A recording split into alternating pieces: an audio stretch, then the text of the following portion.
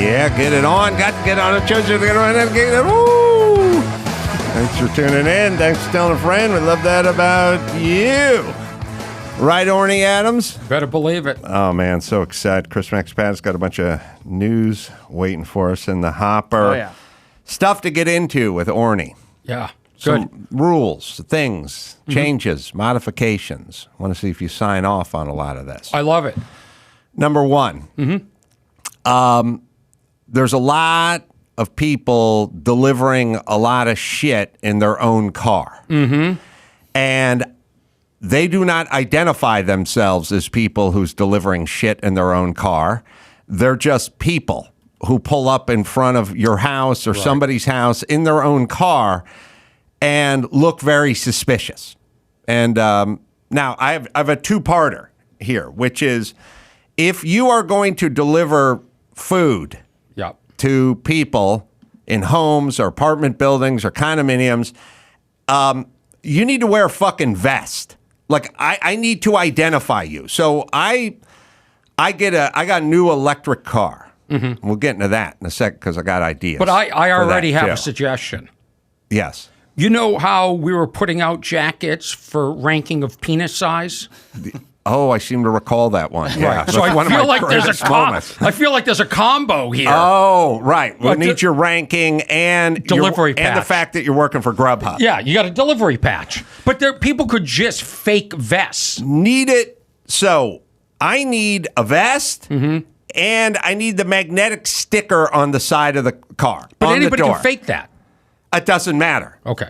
My point is I had this happen years ago, sadly, when my daughter ordered Grubhub, but it was like Taco Bell. And I just happened to be walking out the front door to see a middle-aged woman holding a Taco Bell bag and silently walking toward me. Okay. And this is 7 years ago, and I'm just like, what is this?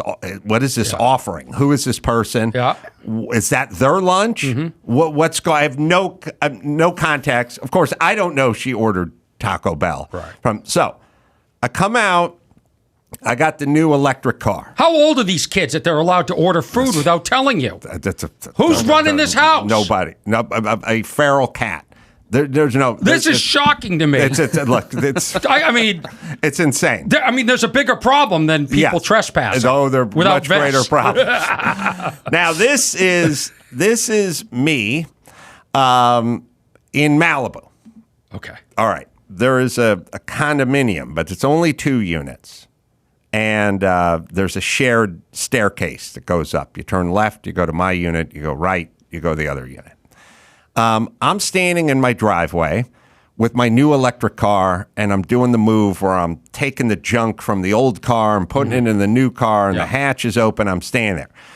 45-year-old dude in a semi-sketchy car just literally stops right in front of my driveway. He just stops, and he's just looking at me the whole time, and I'm just looking at him. Yeah. And he's looking at me, and I'm like, am I going to get jacked here? Like, what are we doing here? Then he pulls forward about 8 feet, stops, stares a little more, then backs his car back up 10 feet and just continues to stare at me. Now, what I don't know is he's got a bag of food on the passenger seat. And Who ordered it this time? Trying to figure out whoever's the lazy person in the next unit. But he's trying to figure out, is that staircase go to that one or what number is that? And then I'm just sitting there staring at him, and he's just looking at me. Yeah. And what is going through your head now? Have you already checked out the environment? What weapon you're going to grab? I'm old, and I never order Grubhub, and I would never order fucking Grubhub, especially fast food, to be brought to my house. I have so in my old geezer mind, I have no context for this. This is just a 45-year-old dude in kind of a beater car. Well, what kind of car do you expect them to drive? They're delivering food. Well, that's right. But you don't know. I mean, this is not a Malibu dude. This is not one of the Kardashians' boyfriends. Yeah. You know, no one's in a G-Wagon that's been wrapped. Right. He's just looking at me. And I'm like, is he going to move on me? Like, had this happened 15 years ago, you'd have the same thought.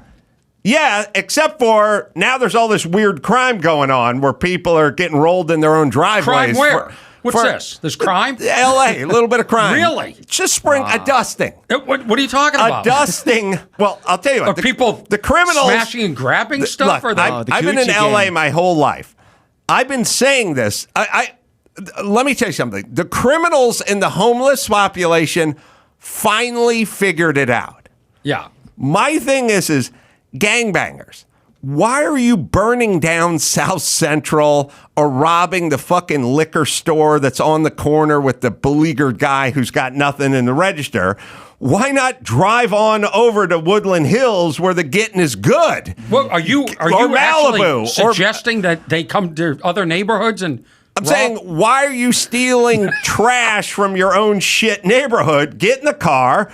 Go to where the Rolexes are. It's like trick-or-treating. But they are. That's what's going, they're smashing grabs. I know, but it's been 30 years. Yes, it's trick-or-treating. It's like... Can I just say something? Some point, the dumb poor people said, I don't want to trick-or-treat in my neighborhood. I'm going to where the Reese's Pieces are. Okay, but let me say this.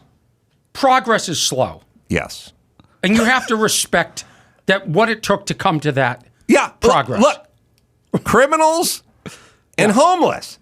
Homeless in L.A. was a place called Skid Row. Yeah, it was contained. I didn't give two shits about what was going on Skid Row, and neither did anyone else, any more than anyone cared about what was going on in Beirut. You know what I mean? It's just some two streets, somewhere you're never going, and people are living in filth. And there was some unwritten agreement that it all stayed in this area. Yeah, Homelessness. we knew where it was. We knew where they were. Yeah, live in your cardboard box, shoot up fentanyl, just do it here.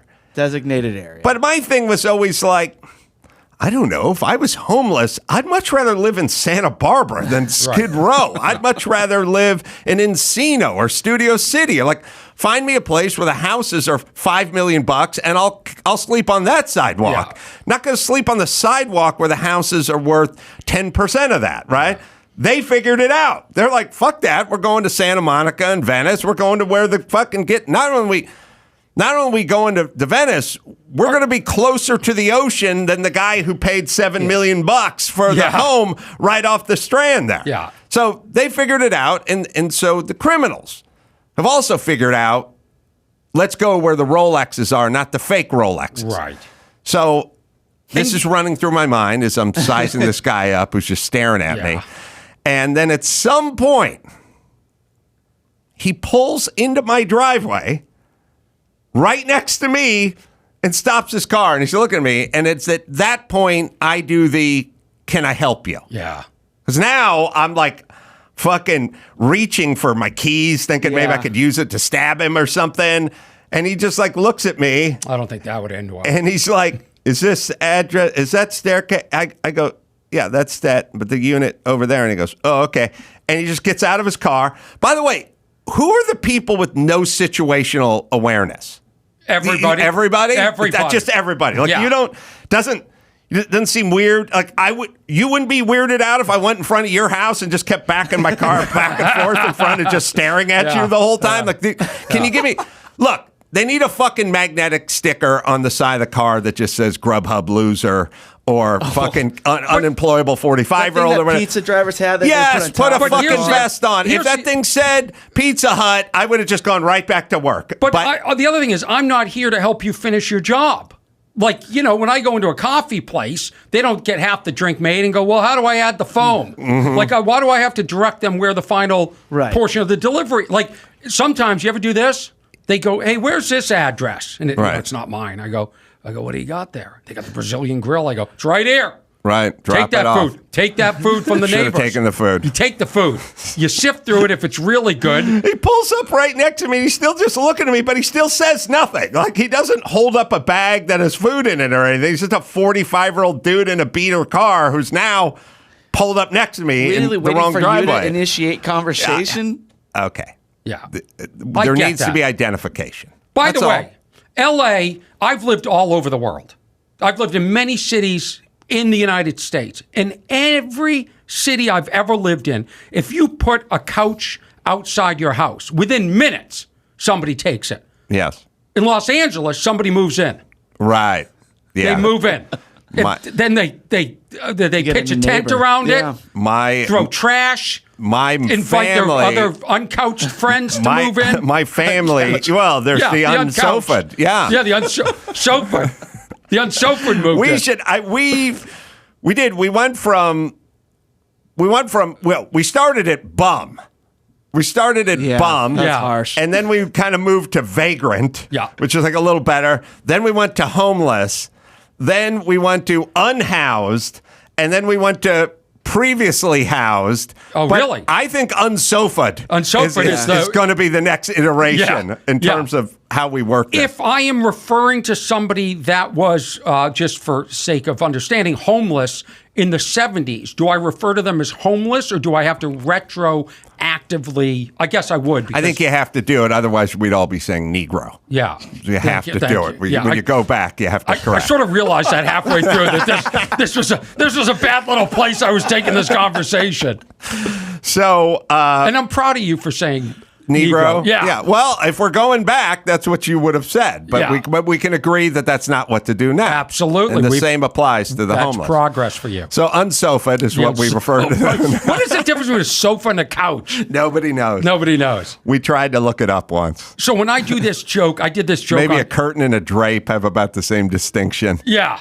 I did this on the KFI the other day, and the producers looked at like they got all nervous. AM radio. Yeah, when I That's said another thing to discuss. Uncouched, but unsofaed is funnier. It's funnier. Yeah, thank you. Yeah. I'm going to use that. Is that okay? Yeah. This is, by the way, this is how jokes evolve, and comics help each other. This is a little inside comedy for you. Yeah. But here's the thing. But righteous comics give the other funnier comics credit when they quote it. Okay, so I'm on just stage, putting it up there. I'm on just putting stage, it I out should there. give you a shout out. Just putting it out Okay. there. Cite Adam, I'm just please. putting it out there. Okay. Cited, yes. Yeah.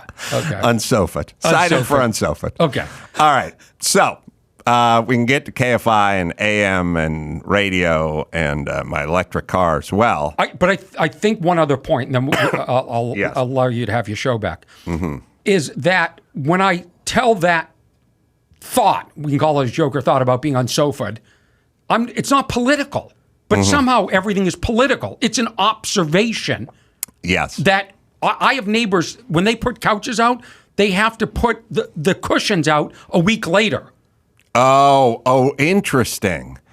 Yeah. So I come from a family that would have collected the sofa, dragged it back to the box we were sweating in, and then put a sheet over it. That's how my mom rolled. Her sofas had sheets all tucked into them, which is, looking back on it, all those things seem very weird. Like, can you imagine living as an adult in a house with somebody's, grandpa died napping on that sofa, and so we threw it out because we thought it was haunted, and then my mom dragged it into the house and shoved a sheet into it. There's also a weird thing because the sofa would be like brown corduroy arms, and then my mom would take like a floral patterned Hawaiian motif sheet and tuck it in, so I thought it looked good, but weird corduroy brown arms sticking out. Okay, so here's something else I want to see if we can sign off on. Okay. Wait, are you avoiding not saying what electric car you got? No, an Audi. Oh, nice. And we'll get into it in a second. Like one of the A something, one of the good ones? Yeah. It's like the big 8, e-tron. I mean, there's too many cars, too many names. Can't remember all of them, but I'll explain in a moment. Now, do you pay for this car, or does Audi gift it? No, I'm paying for this car. Wow. Yeah, I know. It's brutal. Fucking rich people. How do you decide what to pay for and what to ask for free? You mean like in life? Just in general, like, having this platform, you could get something from Audi. Yeah. I've said Audi twice, one more time. Right. I want an Audi. I've never really rolled that way, although I have driven some free cars, but it's never me. It's never at my behest. Somebody will find it for me. Okay. All right. So I'll circle back to the Audi for a second, but I'm curious where you guys come down on this in terms of, I don't like the regulatory state, but there are certain regulations I want. I want all delivery guys to have marked cars. Yeah. That's all. I need context. Okay. All right, number one. Number two, the waiter, waitress getting the order and fucking it up. There needs to be, we need to figure this one out. It never stops happening to me. Right. And the reason is I stopped at Peggy Sue's Diner. Oh, going to Vegas. Yeah. Yeah. That's a mess. Because with the UFO stuff and the shop. Jerky. Yeah. Right. The Alien advertising jerkies campaign alone, as you're going out of Vegas, they're like 100,000 billboards on the way there telling you to go there. They broke me. They finally broke me. I was like, I cannot see another. I mean, Peggy Sue's Diner and the My Pillow guy are both at the top of. I've seen this. This has been pitched to me 2,000 times, but I still don't own a pillow, and I still haven't eaten at Peggy Sue's Diner. But I'm like, I am going to do this now because there's only so many billboards I can pass. And years ago, I was broken by Bun Boy. The exact same thing happened. Okay. Bun Boy used to be every billboard. As soon as you left L.A. heading to Vegas was Bun Boy. Now Bun Boy is gone. But eventually I broke and ate at Bun Boy. What is Bun Boy? It's a burger place. Oh. Was it good? They serve French cuisine, Orny. Okay. Well, it could be anything on a Well, first of all, it sure sounds like a same-sex bar to me. It does. All right, so go to Peggy Sue's, right? Now, a couple of things. Omelet offerings. Should every diner that has an omelet offering, and of course this one has the Elvis omelet and the John Wayne omelet and all the 50s, Marilyn Monroe omelet, whatever. That was just sleeping pills and Kennedy jizz. So I was like, I don't. Is that written down or is that just like this? Just really? That. You want it? You're on You want to fire. use it? Not my brand. Take it. But no, I think that's. I think you do that every time you're at Kimmel's You're in right. Vegas. I'm going to write that down. That's right. Sleeping pills and Kennedy jizz. Yeah. All right. Yeah. So I'll make a note. You're right. Yeah. You're right. This is gold. It's gold. Thank God and then you're here it drowns in water or something. to pan for it. Yeah. Yeah. There's something else there. All right. I'm writing down. You gotta cite filibust Orny for a now. second. What, I don't have to cite Orny. Yeah, you do. Like If you're ever going to find them, first of all, I wrote this. Get the highlighter out. Let's go. This is a big deal. All right. There we Thank go. you. You're welcome. All right. Now, what I'm going to do is I'm just writing Kennedy jizz omelet, and then in 3 months, I'm going to read this and go, what the fuck? What was that? But I can't believe you would ever, pass up an opportunity to say jizz. It feels like you're right. Yeah, that's my brand. It's your brand. Is it the name of your tour? Oh, something else. Yeah. Well, will be now, but I'll cite you. Yeah. By the way, the Elvis omelet, they serve it to you on a toilet in the bathroom. Come on, write it down. I'll remember that one. I'll remember that. When stuff's really good, I don't forget it. Oh, yeah, for sure. Just don't watch the act, but it's going in. I think you're going to feel really proud in your electric Audi cruising out of Vegas with these jokes. I forgot. I had... Okay, I'm circling back, and then I'm circling back again. Okay. But on the subject of jizz, Ben or Chris or Dawson, you can look this up because I went and looked it up. There was a movie spoof of a scary movie from 1981. I kind of remember it from my youth. And in this movie, and this is, before the Wayans brothers got involved in the movie, scary movie and all that stuff. This is a precursor. 1981, like a dead campus, the I have co-eds. two of them. I have Student Bodies. Student Bodies. Or Saturday the 14th. Okay. Student Bodies. Student Bodies was this nation's sort of first attempt at doing a spoof of horror movies. Okay. In Student Bodies, there is a scene where the woman, young girl, teenage girl, is talking on the phone to a guy who's like doing the heavy breathing, like a pervert. Yeah. And jizz pours out of the phone. In 1981. In 1981. Yeah. Way before Something About Mary, but way. Yeah. You can find the scene. I was sitting around. I went, wasn't there a movie when I was a kid where jizz, it literally drained out of the receiver? Which, the earpiece or the mouthpiece? It's a good question. Yeah, no, I always have the good question. The mouthpiece. Worse. Even more vile. Worse. Anyway. Now, circling back to Peggy Sue. So I'm sitting there, and the waitress comes by, and she's a 50-year-old woman. And if you landed at Peggy Sue's during the day shift on a Friday, and you're a 50-year-old woman, you didn't graduate at the top of your class. Now wait a minute. Is what I'm saying. You think? I mean, I think maybe this is a choice. Maybe she enjoys working at Peggy Sue's. Yes, the choice is work at Peggy Sue's or sleep on Orny's friend's sofa, which is in front of the house without the pillows. Like, okay. So, look, listen, I'm a hero of the working man. Yes, you are. You know that. Mm-hmm. I worked with these people, but I'm telling you, this is not the best and the brightest America has to offer, and people's ability to follow instructions are completely gone now. They're gone. The phone has killed it. COVID killed it. I don't know what it is, but it's like completely. That day, earlier, the day before, when I was playing Kimmel's Club, I shot a text to Dawson, who was at the club, and I said, I'm walking over from the hotel. Have the guys meet me by the side gate outside. And I got to the side gate, and there was like nobody there. And then I walked around, and then I ended up just walking through the front door of the club and like making my way through the crowd who was there to see me.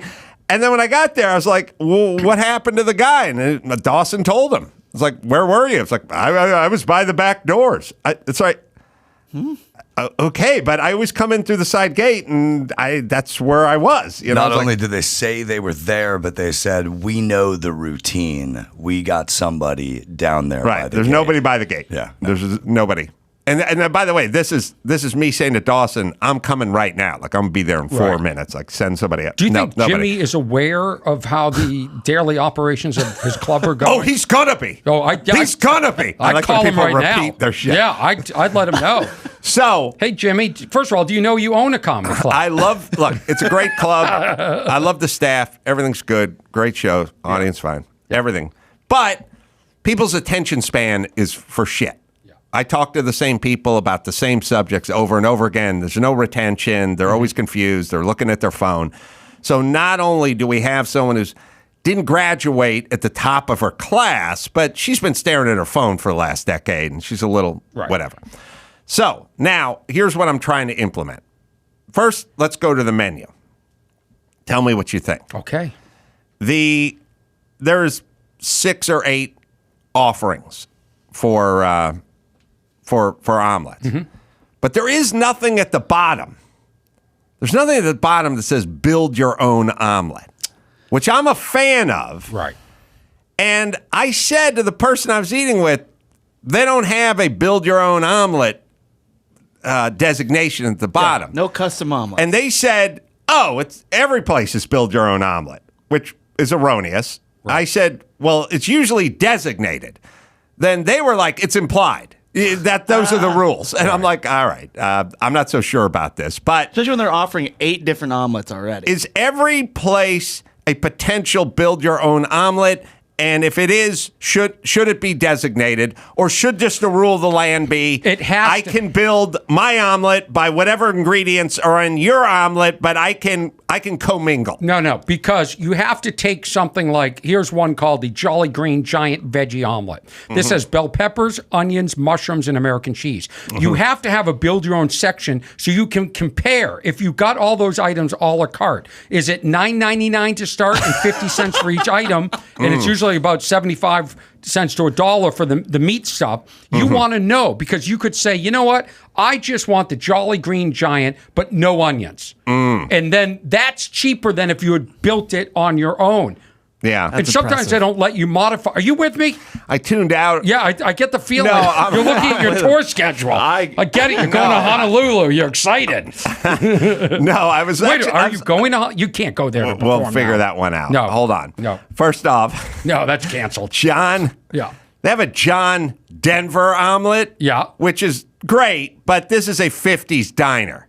Right. John Denver had no hits in the 50s. I'm sorry, Peggy Sue. That's a bridge too far. We appreciate a pun, but as egregious as that is, the John Wayne omelet is not even a completed omelet. You have your choice between bacon or sausage. Right. But either way, it's a John Wayne. I don't think so. Yeah. That's not how naming works. Hey, Pilgrim, pick a meat. Yeah, but John Wayne was moody, and some days he liked bacon in his sausage. Other days he liked sausage in his omelet. Maybe he would, Let's get to where we're going. So first off, you're saying it shouldn't be a de facto build your own omelet. No, there should be a section. Every place that sells an omelet should have a build your own omelet. Take it a clause step at the further. bottom. Build your own omelet should always come after their offerings. So you look at theirs and you go, that's not there. What I want's not there. It should never be before. Right. Okay. Agreed. Number 2, now back to the person that may not have graduated at the top of her class. We have to come up with a modality to take the information that I'm going to give you at this table so that it accurately makes it into the person who doesn't speak any English who's behind that grill constructing the omelet. We must come up with something. Wait, does she not have a writing utensil? Or? Well, she's got a very small pad that she's making some scratches on. Come on. All right. Just like you. But she doesn't have this kind of supercharged brain. That's true. Nobody does. Put the menu back up. I want to see something. All right. And then find me the jizz coming out of the phone because I'm working up an appetite. Oh, they found out. I got it. I got it. Scream in the other room, so I'm pretty sure they got it. All right. So here's my thing. Yeah. She's got a pad that is basically the size of 2 Post-its on top of each other. Not nearly enough room to convey the kind of information I'm going to lay out on you. She's got a system. But I say to her, so the thing says 3 egg omelets, including your choice of hash browns, sliced tomatoes, or cottage cheese. Who takes that option? And toast, English muffin, homemade biscuit, and gravy. So I am trying to do a little bit of keto, but I cannot resist hash browns, the diner hash browns. But I will meet in the middle somewhere. I get the omelet, and I say, give me the hash browns and the tomato slices. I'm not going to do the biscuit. Right. And she goes, you want the tomato slices instead of the hash browns? And I said, no, just give me the hash browns. Yeah. Now, to be fair to her, it's hash browns or tomato slices. Choice off. Right. I go, give me the hash browns and the tomato slices. And she goes, and I go, look, instead of the English muffin. And she goes, you want the English muffin? And I go, no, just, I'll take the omelet, then I'll do the hash browns, and we'll do the tomato slices. But no bread. Okay. So it should just say pick 2. I don't know. I thought I made myself clear, but she doesn't have enough room on her pad. And how's that? But you should still understand that request. She was confused. And then she's going to convey this to a person who's in Guatemala 15 minutes ago. Why can't you just order like a normal person? You're a man of the working class. Can't you just go into the I wanted the hash browns, but I didn't want the toast. But I like tomatoes. So. But who respects a guy that gets an omelet with tomato instead of bread? The point is when the stuff comes back, the omelet has diced up tomatoes in it. Because how else? The worst. How else could it go? Yeah. Right? And then you're at this weird point. Are you sending it back? Because if you send it back, you're going to be here for 20 minutes waiting for your next omelet. And this one's going to have a snot rocket instead of tomatoes in it. I get the omelet. And I get white toast. Okay. Yeah. Now, I get white toast because the person I was with ordered white toast. I said no toast, but there's a lot of I heard white toast. What I'm saying is I then watched the woman and the person I'm with, Their omelet gets fucked up. They get sausage instead of bacon in their omelet because we ordered a side of sausage. So she heard sausage. Still John Wayne. It's still I John know, Wayne. it still is. She heard the word sausage and the word tomato, and somehow that made it into the omelet. What I'm saying is she must circumnavigate this place and do this 100 times a day. Yeah. We need something better than the system we have. The person who's cooking, if it's in that part of Nevada, California, whatever, they don't speak English. She's not going to be able to convey this idea to them. They're not interested in her ideas. I don't know. I don't know if it left the table wrong. Did you get a receipt where it says tomato slices? I was just It already sounded like she was confused initially, so her having to send that over to the kitchen. I think You're hopeless. I think you're ordering like you're in Malibu, But dude, and you you might have be to right. submit yourself to the diner. Should- the diner What- just shouldn't we shut up have- and eat and get on with your day? Shouldn't we just have an iPad at this point that translates into No, it's the 50s. translates? the That's right. 50s. Oh, you're right. Yeah, but John Denver's can't be on the menu. yes. Then we can't. Well, yeah. rules are rules. How about when you go to a fine dining place and the cocky waiter comes over, no pad, no anything. He's got to memorize everything. Oh, and he I go, you ever screw up? Listen. They screw up First every off, single screw up. time. It gives me agina. Yeah. Oh, I yeah. literally just sit there worried. Okay. And when she left the table, by the way, I was like, oh, good luck. Yeah. There's no way I'm getting my tomato slices on the side. They're going to be shoved into the omelet. Yeah. But, all right, forget about Peggy Sue. But shouldn't we have an iPad, and shouldn't the guy in the kitchen have one, and shouldn't it just translate into Spanish?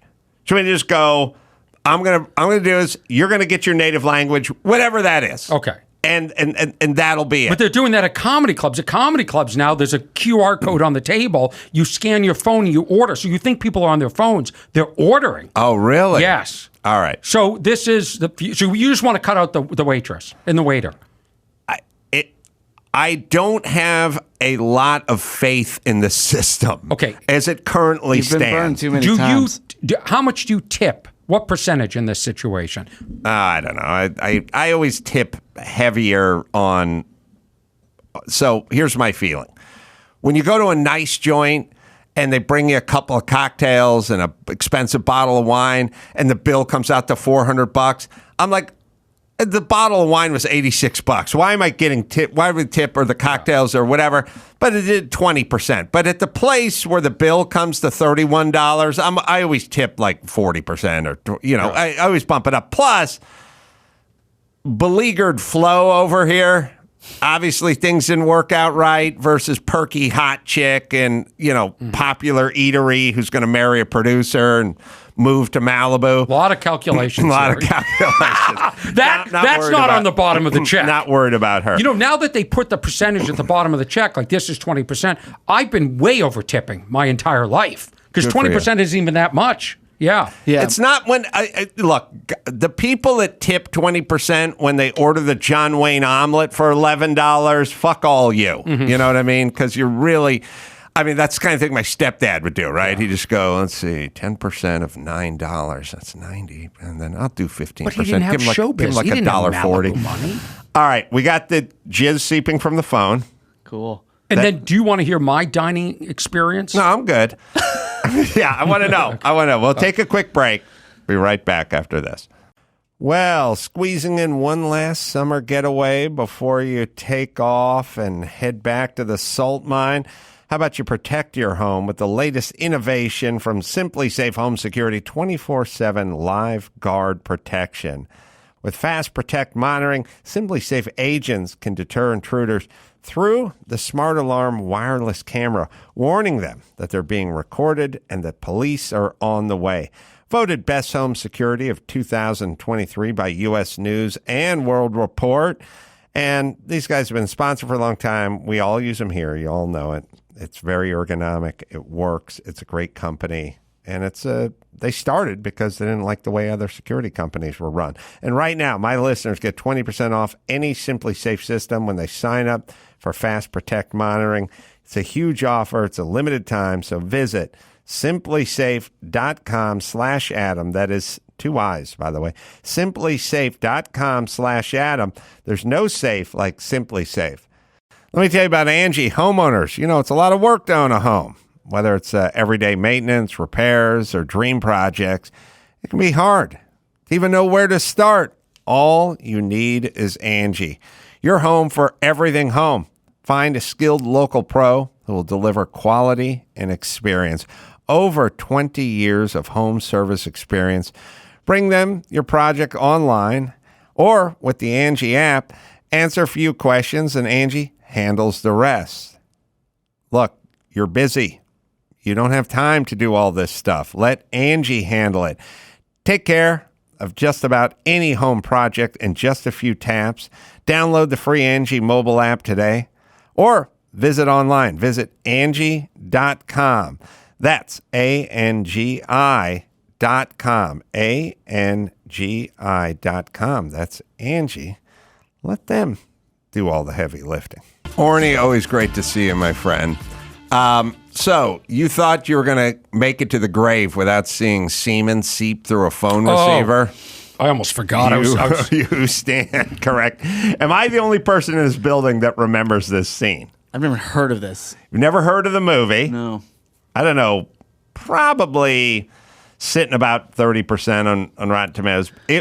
Dawson, have you heard of this movie? I was 7. No, yeah, 7 when it came out. So no, I don't never heard of it. Don't remember. All right. Well, let's watch the scene. This is 1981. Student bodies. There's semen pouring through the talking piece. I guarantee the receiver. That was in Somebody the pitch. wrote that. That was in the pitch. Somebody wrote that, and then somebody else went, Herb, that's funny, or that's good, or let's shoot it. Yeah. Like, there was a call sheet. We're shooting jizz phone scene today. Yeah.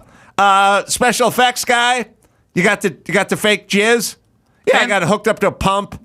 And the jumping phone. The phone was jumping. the phone was convulsing as if the phone was having an orgasm itself. All right, I'll be curious who wrote that movie. I'll tell you. Can we strip people of their comedy license? No. In fact, I want to take why? it. I want to take your drive. If I drive through if I drive through a farmer's market and kill 18 people in Santa Monica, I get my license lifted. Yeah. What is the difference between writing that joke? I'll tell you what the difference is. Dead seniors. That is a perfect example. I'm looking right in the camera. That is a perfect example of why AI will never replace humans. That's a good point. Yes, no AI could ever write that scene. That's what makes it genius. You're right. You'll look back and you'll say, this is what the human mind can conceive. Yeah, without a circuit board. There's no fucking robot that could win in chess that it could ever conceive on its most creative day jizz shooting out of a phone receiver. By the way, you're very liberal with the word shoot. It trickled. It wasn't. It was like an aging adult. Orny, we put it up there. There was an initial. There was a shot. Initial shot. I know it's been a while for you, Adam. You're older, but that's not the way it's supposed to go. There was an initial burst. I got that, but the rest was sort of, it gave up. It just dribbled out. Yeah, haven't you seen porn? Yeah. That's how it works. Okay. So this movie was written and directed by a guy named Mickey Rose. He went to high school with Woody Allen. They became best friends. Woody Allen was his best man. What? He wrote Bananas. Do you think he wrote Bananas? Yeah, That's bananas. Yeah, they collaborated on Take the Money and Run. Take the Money and Run. I love that movie. Yeah. What the? Woody couldn't have approved of the phone jizz joke. I think bet he did? I think he probably wrote it. You think he Yeah, I wrote think it? he did. Untitled. Yeah. Yeah, see if he's special. Is Woody special thanked on that film in the credits? Do you think you think it was punched up by Woody? I think he knew about it for sure. He would have told him. He wrote Bananas, one of the earlier Woody Allen films. And then one of my favorite, sort of little known, Take the Money and Run. Very funny. Woody Allen, early kind of slapsticky. Is that the stuff. I have a gub? Yes. He hands to the bank teller. Yes. Yeah. Yeah. And there are lots of visual jokes in there. Like, I think in Take the Money and Run, he played the cello in a marching band. Yeah. And he would move the seat in a stand and set it up, and then the band would go by him, and then he'd chase it back. The other, that had a famous Quincy Jones song in it, too.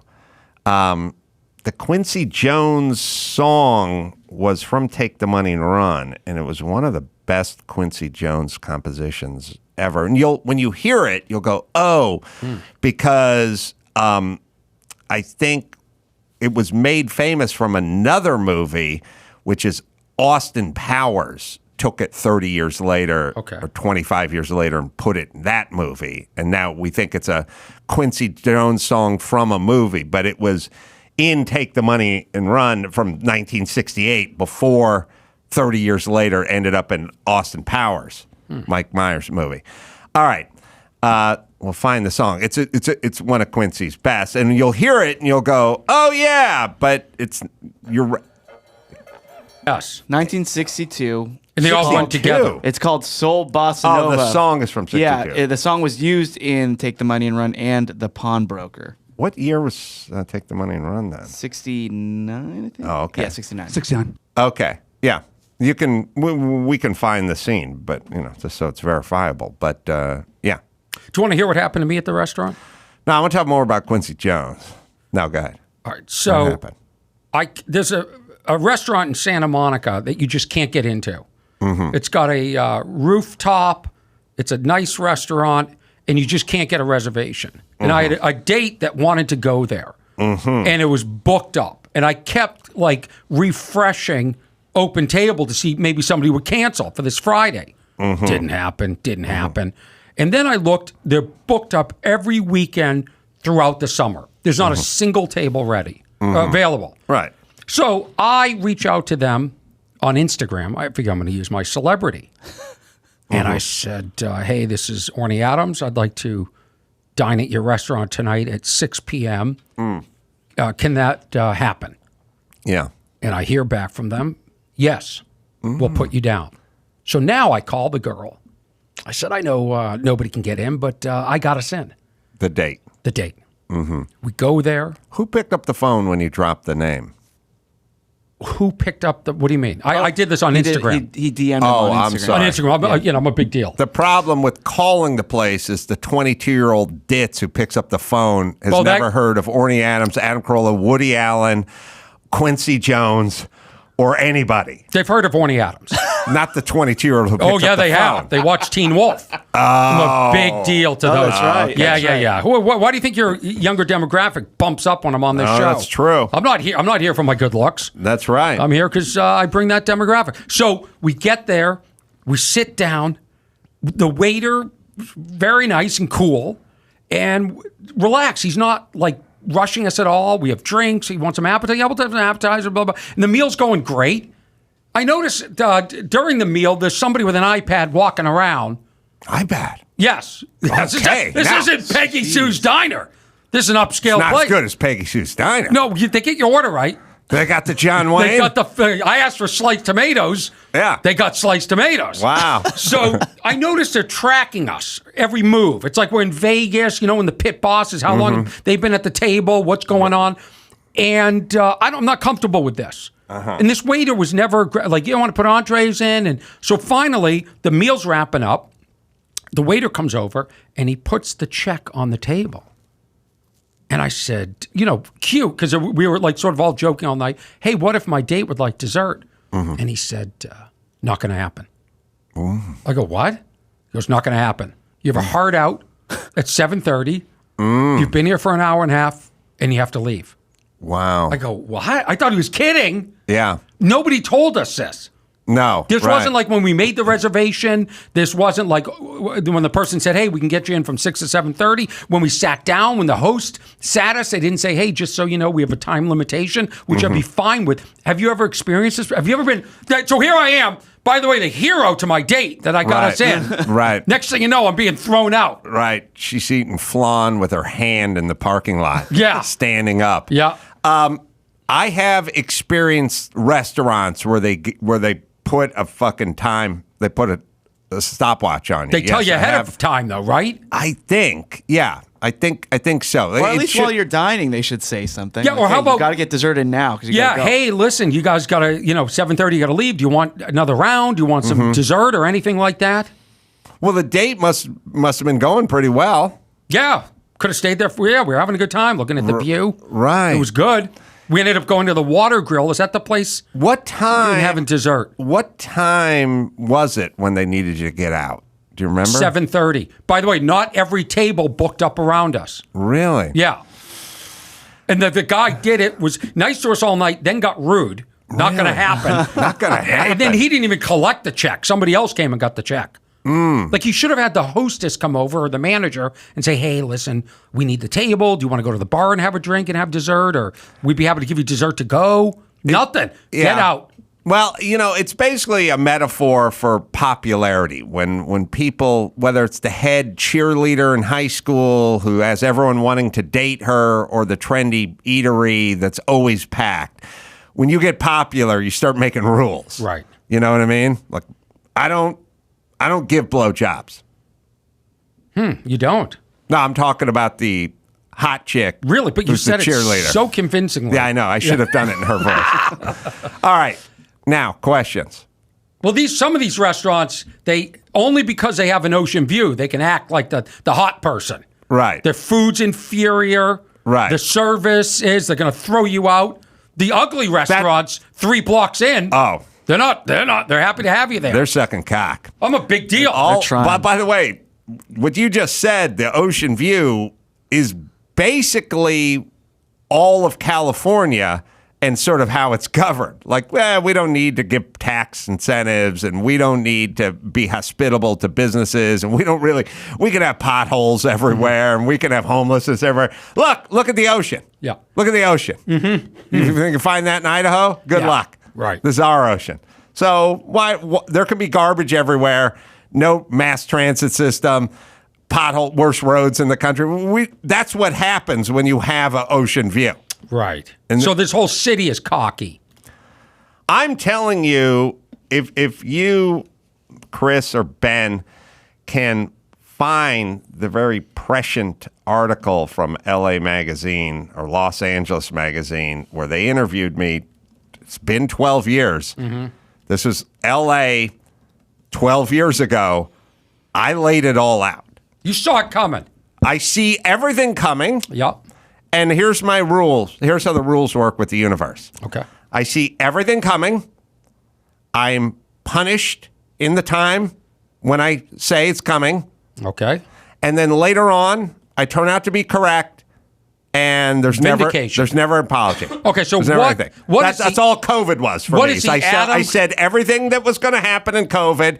Everyone yelled at me. And then later on, they all turned out to be wrong. And nobody ever apologized. So that's what are your proclamations today? What I will tell you in a moment. But what year is that Los Angeles Magazine? I have one from December 1st, 2010. Because somehow December 1st, 2010. So we're going on 13 years ago. Before LA turned into a fucking flaming dumpster fire. Okay. When they came to me, and they came to Steve Martin, and they came to a lot of other Los Angelinos, and they all, what do you love about LA? And they all said, the Getty Center. Oh, the Getty. Or which Getty? I don't know. 405 Getty or Malibu Getty? That I love going, and you can be skiing and the mountains, all that. Yeah. But not me, Orny. Let's hear it. 13 years ago. Let's hear it. Go ahead, Dawson. Everyone does this thing where they go, you can get to the ocean in 25 minutes. You can get to the mountains in an hour. Isn't that wonderful? I guess the answer is yes. But the school system is unusable. The traffic is horrible. Businesses are fleeing. I don't give credit to Villa Rugosa or the city council for the mountains or the oceans. That has to do with plate tectonics. I give them credit for a graffiti problem that's so bad the street signs have to be covered with barbed wire. I give credit to God for doing a fair to middling job creating the places, and to Villa Rugosa and the city council for fucking it up. Potholes and a-holes. That's Los Angeles. That's great. 13 years ago. Yeah, I mean, you sounded like remarkably normal.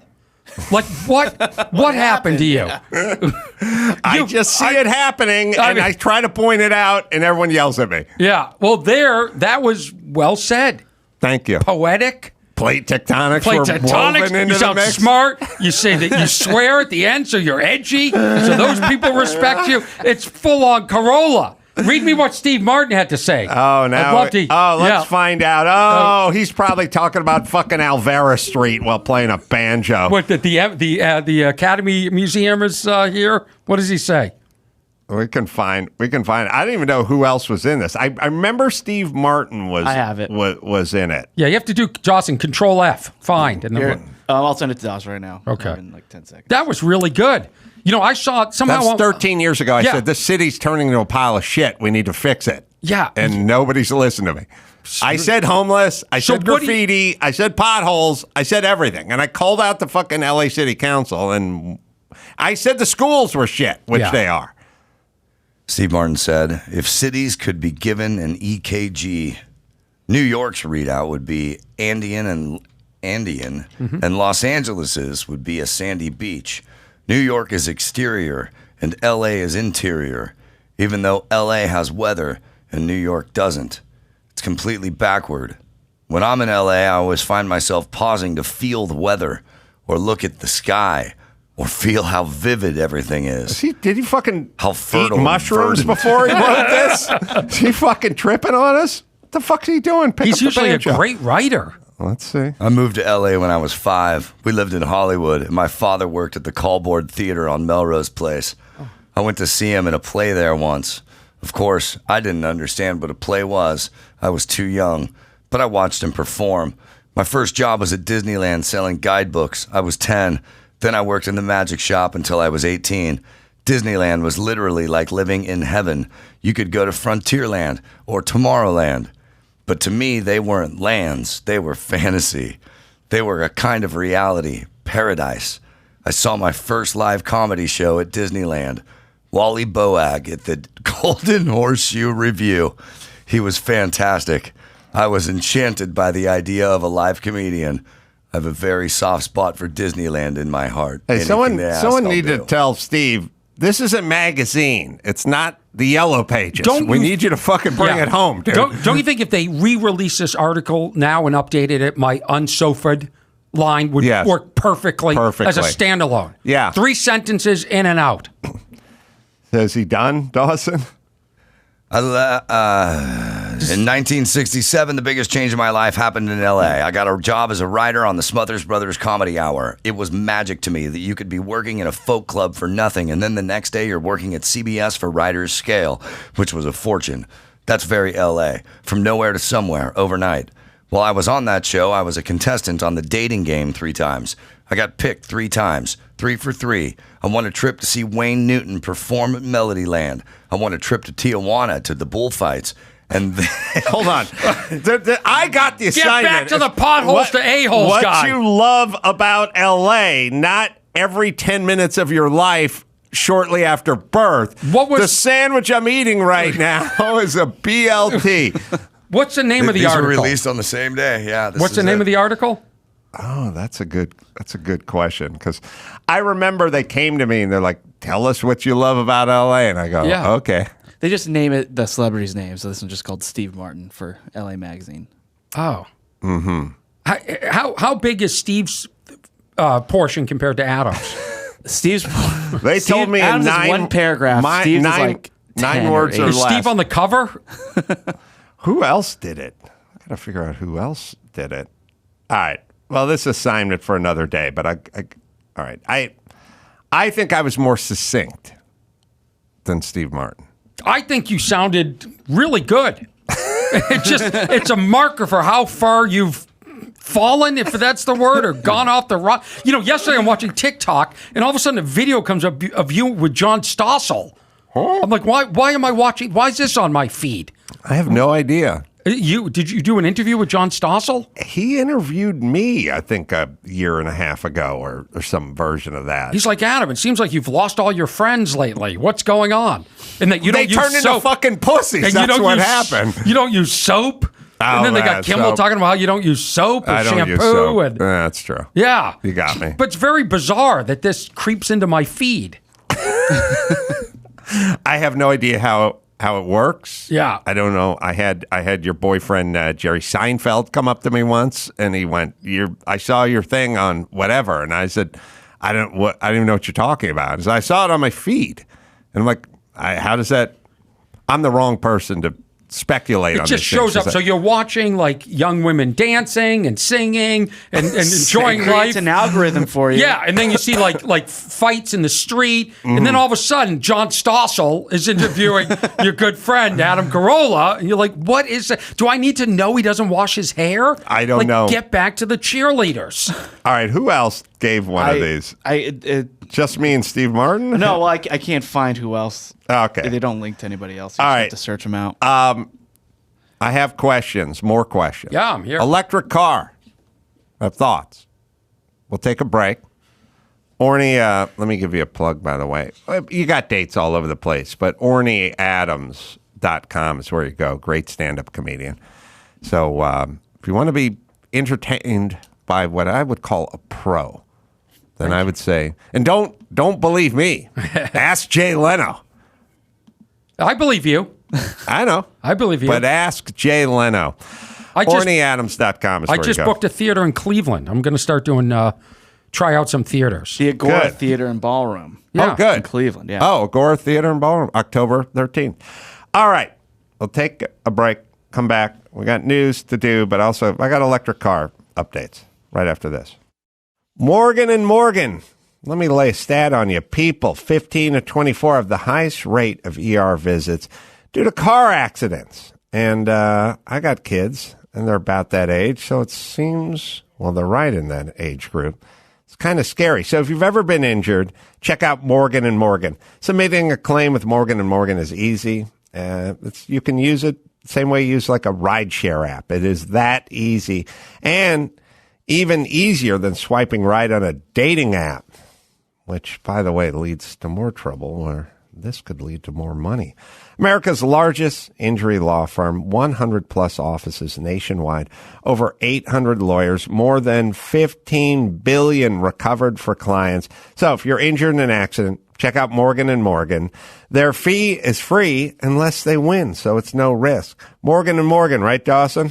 For more information, go to forthepeople.com/Adam or dial #law, #529 from your cell phone. That's FOR, thepeople.com/Adam or #law, #529 from your cell. This is a paid advertisement. Orny doesn't get it. No, I've got it. Gas, grass, or ass. Nobody rides for free. That was the bumper sticker from the 70s. Then the 80s was Coke, Toke, or Poke. Nobody rides for free. And now that we're in electric vehicles, it must be updated once again. And what Pot, is it? twat, and kilowatt. Yeah, but the other ones were about motorcycles and how women, I assume women, could get on the back of it, right? Say the first one. No. No. Pot, what?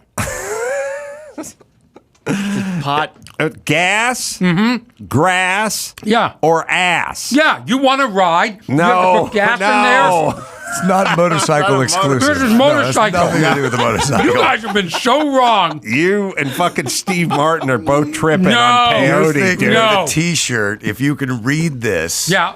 the You're- bitch fell off. Okay, what that's you're thinking of. motorcycle. That's motorcycle. How about don't come if you see this van a rocking, don't come knocking. That's obviously motorcycle. No. The second one's motorcycle too. What's the second one? Coke, Toke, or Poke? Yeah. So either you give Coke, you choke, give me a weed, or you let me poke you on the motorcycle. That's it. no. And then this guy calls in. He's like kilowatt. Pot, twat, or kilowatt. Sorry. That's good. Yeah. All right. So now I got an all-electric car. Yeah. Plug-in electric. Right. No internal combustion at all. And so first off, couple things. Tell me where you come down on this. We're constantly in California trying to get people into electric cars. And by the way, to save the planet. I've heard statistics. First off, we get all the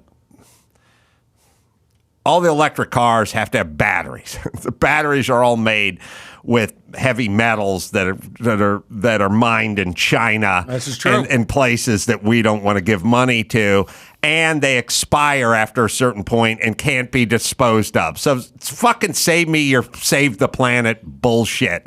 And when you take the average, But I think it's the carbon I get it. But how about the carbon it takes to mine all these fucking things from the earth? We could get it from we have it here, right? Plutonium or uranium or whatever the fuck that the heavy metal is that we need, but we won't pull any permits here, so we'll just send it to a filthy nation. China and Russia, I think, are the two nations that have... let them do it. But anyway, so we're not saving the planet, but fucking fine.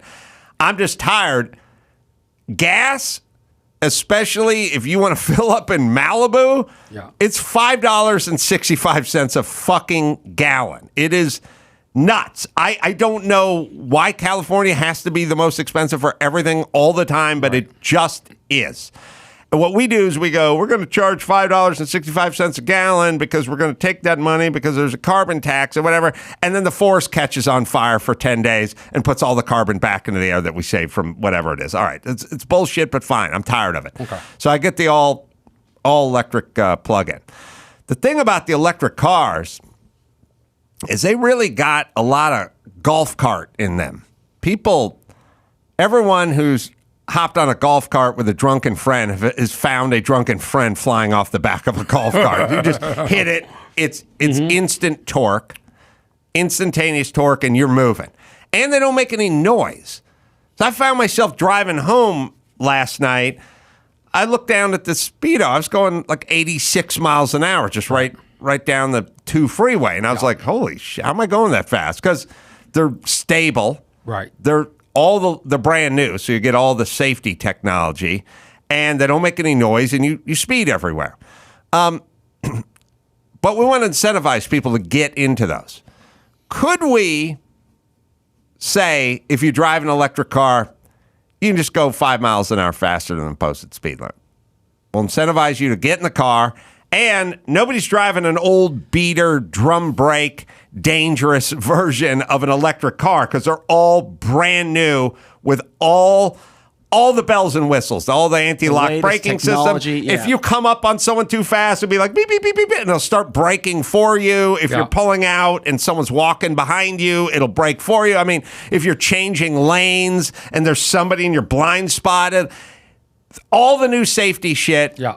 Why should the speed limit from my mother's 1966 VW Squareback station wagon with the fucking drum brakes and the live rear axle? Okay, it didn't. Sorry, fucking car nerds. With the fucking horrible suspension and everything else. And her retread tires because she didn't have enough. She had literally sofas and tires. They both had to be used for her. Why should the speed limit be the same? Why? And why shouldn't I be incentivized to drive the electric car? Equality. But you can't discriminate. You let people use the diamond lane. Mm-hmm. Used to, not anymore. Right. But you said, we'd like to get you into an electric car. Here's a perk. Mm-hmm. Yeah. They offer financial perks. Like they're trying to perk you into the car. Fucking perk me with a little speed limit, bitch. But here's what's so funny. You act like the speed limit is even enforced. Nothing is enforced. Who cares? There has been a lot less tickets, I've noticed. Oh, lately. I don't see them anywhere. What's going on? I don't know where the police are. If you see the smash and grab videos, you see homes being broken into. There's no enforcement anymore. They don't want to be videotaped.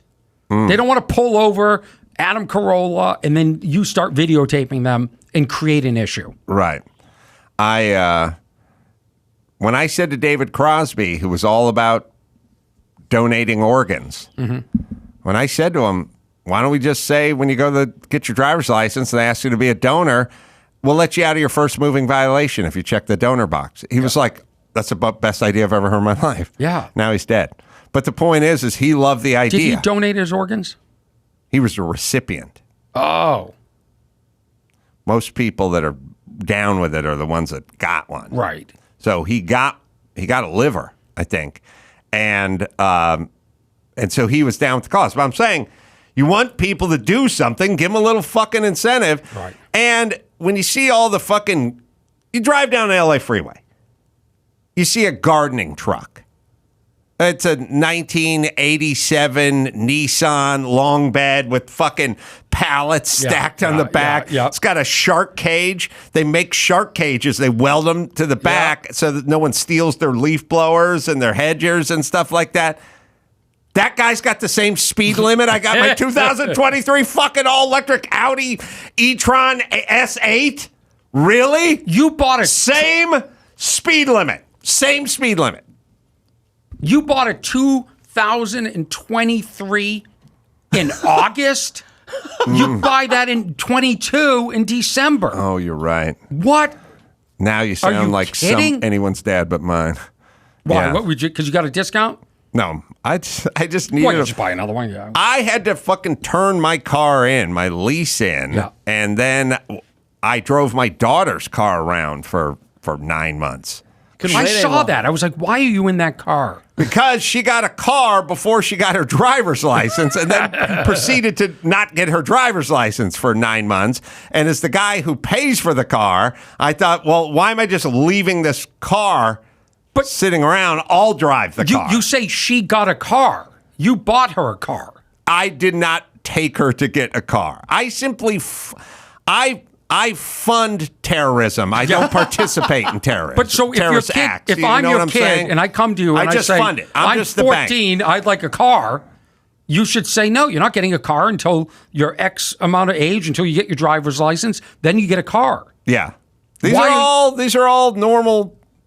I agree. I agree with everything. I agree with Taco Bell not being brought to the house. But you're so... I agree with all of it. But you're so deliberate and thought out and critical of everybody else's decisions, and yet here you are. I have no control of anything that what previously went on in my home. Oh, so okay, that's all. Okay, that's all I got. I got. Then people do the thing where they go, I got Vinny Tortorich coming over to the house talking about nutrition and this and that. Every time I open the cover, it's full of Frosted Flakes and stuff. And then people go, you got to get all that stuff. You got to throw it away. It's like, is that what I want my adult life to be? No. I'll take your credit card and cut it in half with the scissors. And once a week, I'll go through all the cupboards and take all the cereal that I paid for and throw it in the garbage. Like at a certain point, you just go, look, I'm going to work. Yeah. You guys eat the cereal in the Grubhub. Yeah. That'll be your decision. Okay. I'll fund it. Okay. Here, I'm ready to give my thoughts on the electric vehicle. I actually think you have a good point. I think you're right. Newer vehicles should be allowed to maybe drive faster and other things compared to those crappy vehicles. I think that's a good point. I never thought about it. And it would incentivize people to get it. I don't know about that because we're not enforcing that law. But I think if you said to people, you can get an electric car just like they did with the Diamond Lane, and you can drive alone in the Diamond Lane. There's a certain amount of people that go, decent idea. The other thing that I forgot about. And I bet there's a flow issue, meaning you can't have different laws for different people because it could break the flow on the highway. I don't know, but I think if... I don't. I disagree because 80% of driving in LA, you can't even get to the speed limit. How about this? But on the off chance you can, then there's no people around you. Why can't we be drive tested for our own speed limits? Well, I pitched that. My other controversial pitch was DUIs. Yeah, I'd like a heavyweight status on my license. You know what I mean? Meaning what? Right? Yeah. Oh, you get a different. Well, listen. Here's what I would say. Yeah. My mom, God rest her soul, not a skilled driver. Let's say she was elderly. Right. No experience in being a skilled driver. Right. Okay. My mom, if she had a glass and a half of champagne at brunch with her driving skill level, you would not want to encounter her on the road. Okay. She may be under the legal limit, technically, but the skill level, the danger level is there. I have gone through 5 competitive driving school courses. Yeah. Very in-depth. On the skid pad, wet trained. down, driving in reverse, grabbing an e-brake, pushing a clutch in, whipping the car around, dropping it into second. I've driven a lot of competitive professional Trans Am races. Yeah. And I can hold my liquor.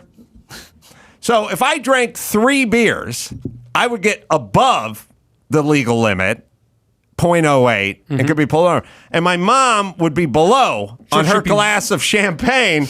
It should be factored in. I got it. There should be, like in golf, there's par. So some people Handicapped. you should be handicapped. That's right. You're a minus 0.05 or a plus. Your mom would have been, bless her heart, plus 0.25 or whatever. Right. And some people are on par. I get the 1.7, you know. You get the negative. You're under par. Yeah. I think. I get bumped up. Yeah. How about this? Oh, here's what I've said. Here's what I've said. Who would you rather start for your team in the Super Bowl?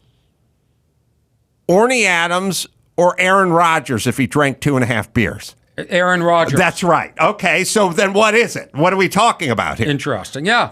Okay, he drank the beers, but he's still fucking skilled. Like, he may be off his game a little bit, but he's still going to fucking handle that rock. Absolutely. Okay. I was coming back from the ice house the other night, and the guy driving me had an electric car. It drove us the entire way without him doing anything. So he just has to have a hand on the wheel, and then the car was switching lanes. It was doing everything. Got off the exit. He wasn't doing. Now, if there's an accident, let's say during that time where he's just going like this, and we're talking, the car hits somebody and kills him. Who's responsible? You mean, is it Yeah, the Elon driver? Musk or Yeah. is it? Right. They would say that, you know, it's the same warning they have on the Q-tip box. I got a problem with Q-tips, so we can get into that. But I'm really fired up about it. I'm glad you good. brought it up. Yeah. Have you noticed in the last? I mean, I've been you know what covering the this for warning years. is? Don't put it in your ear. That's right. Don't put it in your ear. So it's on there, and then everyone shoves it in their ear. So what they do with the self-driving or automatic whatever is they go, never do it without having a driver with his hands on the wheel and override and this, that, and the other. But people want to go take a nap in the back of the car. Q-tips, the quality, the cottoniness at the end of it has diminished so much. The stick itself is flimsy now and sort of bends. Thank you, Ben. The whole booth is in agreement. They're all fired up in there. And here's the thing. I've written Q-tips several times. They swear it's the same quality. I have vintage. I've saved them in Ziploc bags, and I've dated them. They've changed. And what bothers me the most is Do that... you weigh them? No, but I will. That's a good... thank you. Thank you.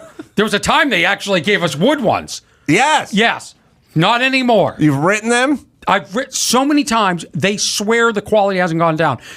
Here's what bothers me even more. It doesn't bother anybody else as much as me. You weren't talking about this on the date, were you? No, no, but the waiter loved it. He agreed with Dear me. Procter and Gamble, or whoever But makes. why isn't there outrage? Why isn't there? I don't like the flimsy, hollow plastic Q-tip. Yeah. That's not an evolution. To me, it's like when sometimes there'd be like plastic toothpicks. No bueno. They got to be wood. Right. And weird flat toothpicks. No good either. They need to be the round, lathe-turned wood ones that you can spin around. Well, if we write to Q-tip and say, if we're not supposed to put them in our ears, what are we supposed to do? What are they going to say? It's like there used to be an Army surplus store in North Hollywood I used to go to when I was a kid. It's a big deal to go into an Army surplus store when you were 9 and just look at buck knives, and an inflatable raft would be up on the ceiling. And they used to have like actual Army jackets of people that were in war. Yeah, the like guy everyone in war this was shot by German, you know.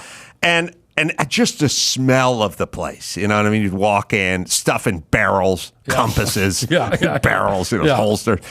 I never had any fucking money. That I went there like kids that had money would go to an amusement park or something. I'm just going to walk around and look at a raft and look at a pup tent. And when you checked out, I never bought anything. There's a buck knives and binoculars, and buck knives would be in the counter, the glass counter. Like, look at the binoculars and a buck knife. I could never afford any of that, but imagine me with those binoculars and that knife. What a life I'd be having. So, but when you checked out, there's always a weird dude who was missing an arm who worked behind the counter. Vets. Vets. And they have these vibrators up in the counter, up in the thing. Women's old school white ones where you turn the knob in the back just to sort of phallic shaped, not cock shaped, just torpedo kind of shaped, white, first gen ladies vibrator. This is a different Army Navy store than I went First into. gen. They went to those LA, baby. Yeah. You know, Put that in the article. By the way, I think Steve Martin ended with that. We don't know because his never ended. He's still writing it right now. Like, Steve, how come you're not doing any big theatrical movies? I've got to finish this fucking article from 2012. So on the box, Yeah.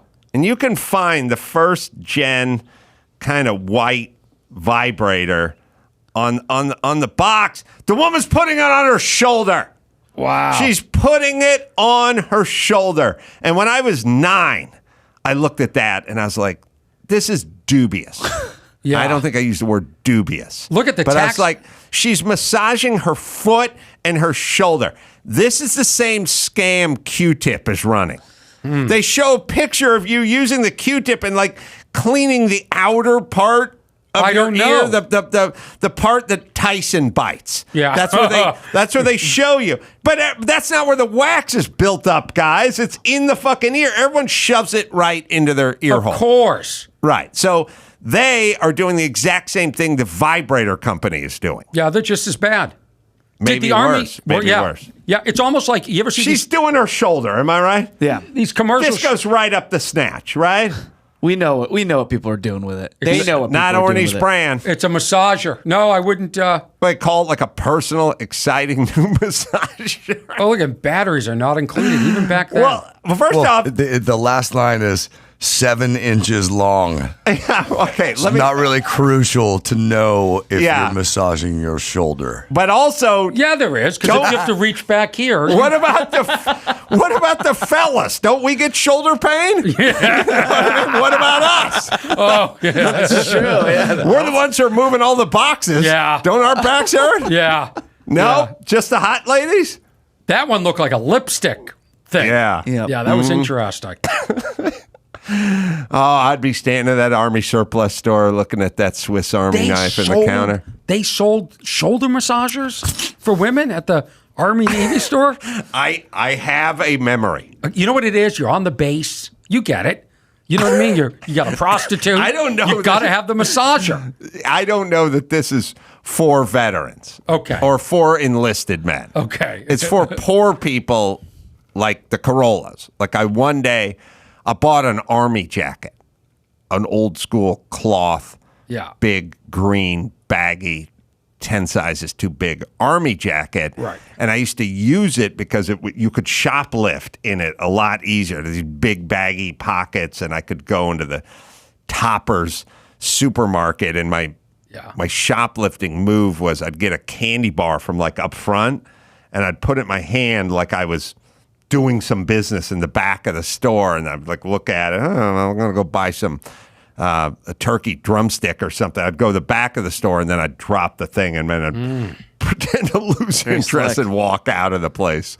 So quaint. By the way, I wish we had the rules we have now. Yeah, right? Just get together 8 of my buddies and we just walk in and go. We'll take a whole fucking case of Twix. Yeah. By the way, you work here? Bring it out to the car. Right. I said that the other day. I said the exact same thing. It's like I go, here's the pre-shift security meeting. Right. Right. It's like, all right, if you see anybody stealing, just watch. Don't record. Don't say anything. If it's heavy, help them walk it out to the car. Right, yes. Yeah, that's where we're at.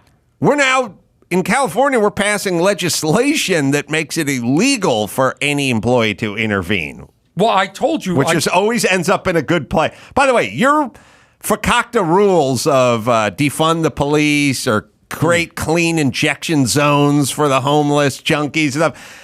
Does it ever work? And if it never works, maybe you should stop doing what you're doing and let somebody who has a better batting average. I was at Bevmo, and a guy had just walked out with a cart. That's a beverage place. Yeah, they sell beverages and more. Guy walks out with a cart of liquor. They don't even have carts in there. He brought his own cart, and everyone's just watching. I saw the 4 or 5 huddled employees watching.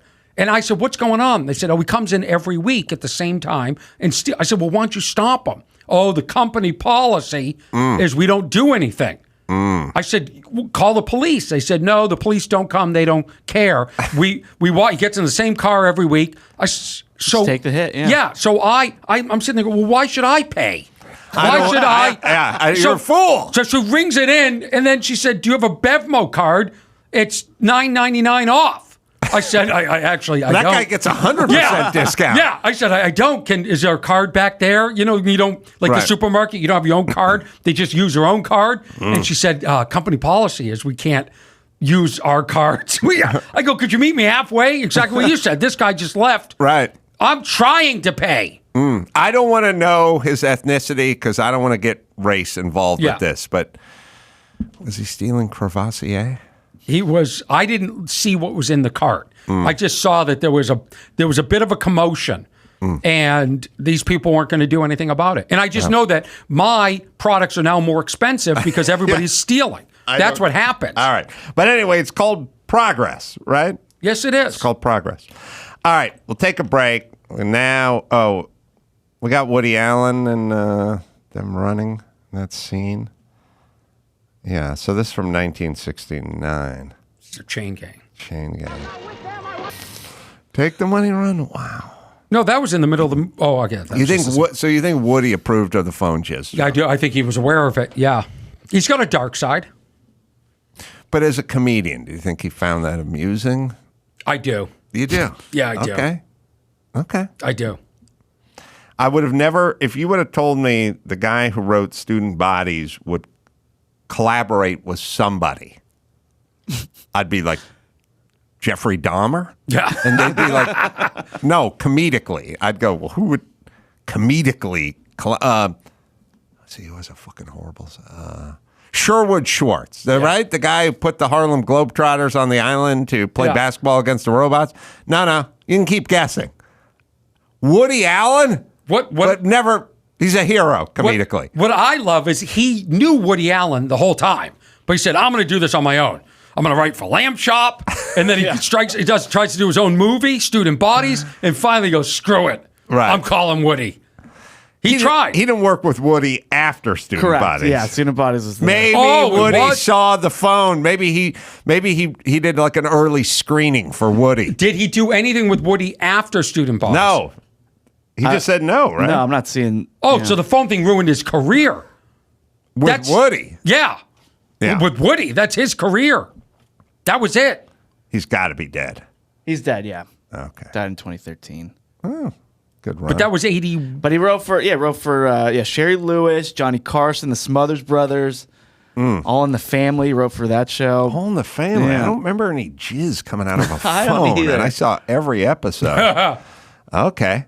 All right. We'll take a break. AM radio got to talk. Let's talk about it for a second. You're doing AM radio. Yeah. I love AM radio. Why? I love talk. I've always loved talk. And I've always listened to AM radio. You're exceptional at it. Exceptional at what? At talk. At radio. Oh, well, thank you. Maybe I got good at it because I listened to it my whole life. As a kid, I would listen to Dr. Dean Adele and Dr. David Viscott and every real estate show, religion on the line. Like you talked into a microphone. The original Michael Jackson, the English guy, did all the great interviews and stuff. I would just listen all the time. And now I listen to AM radio. I listen to Orny Adams on KFI. I listen as much as when I jump in the car, I put on talk radio. And I think there's way too much like, I disagree with this guy or I don't like that guy. Just listen to everybody. Some people you like more than others, but you'll just listen. Some people you agree with, but other people open your mind a little. You go, I never thought about that. I jump into the new all-electric Audi, no AM. 0 in the AM. And I'm like... I bet there's an app. I don't know. So I'm like, why no AM? Now, I forgot that that's a thing. And so there's two thoughts. There's a technical side and there's a conspiracy theory side. Okay. Right. Which is the technical side is it the electric motors interfere with the AM signal, blah, blah. Feels defeatable. Like if I said to people that invented this amazing. It's an achievement in technology. Radio signals from AM radio from 1910. Right. We have to hear it in this vehicle. I think they could come up with an antenna or a way to shield the electric whatever that came from the battery pack. I think it's defeatable. But there has to be somebody converting all these signals to digital, sending it over Wi-Fi. There has to be. Well, we're gonna figure it out. But there is. But regardless, you should if you want to just get the AM frequency, that shouldn't be a bridge too far for electric vehicle companies. Now, for instance, in Europe, they don't have conservative talk radio. So conservative talk, it's AM talk for the most part, is conservative talk, and it's powerful in the United States. It stands to reason if you want electric cars, you're probably politically not aligned with the conservative thoughts. And so then the conspiracy theory is once you get everyone into an electric car, there's going to be no more of these conservative thoughts that are shared when you're sitting in the car. I mean, you can listen to a podcast Ford or whatever. is converting all their F-150s into electric. So and that seems to be probably a conservative driving audience. Well, I know the guy who runs Ford. You do? I'd like to talk. Chris Farley?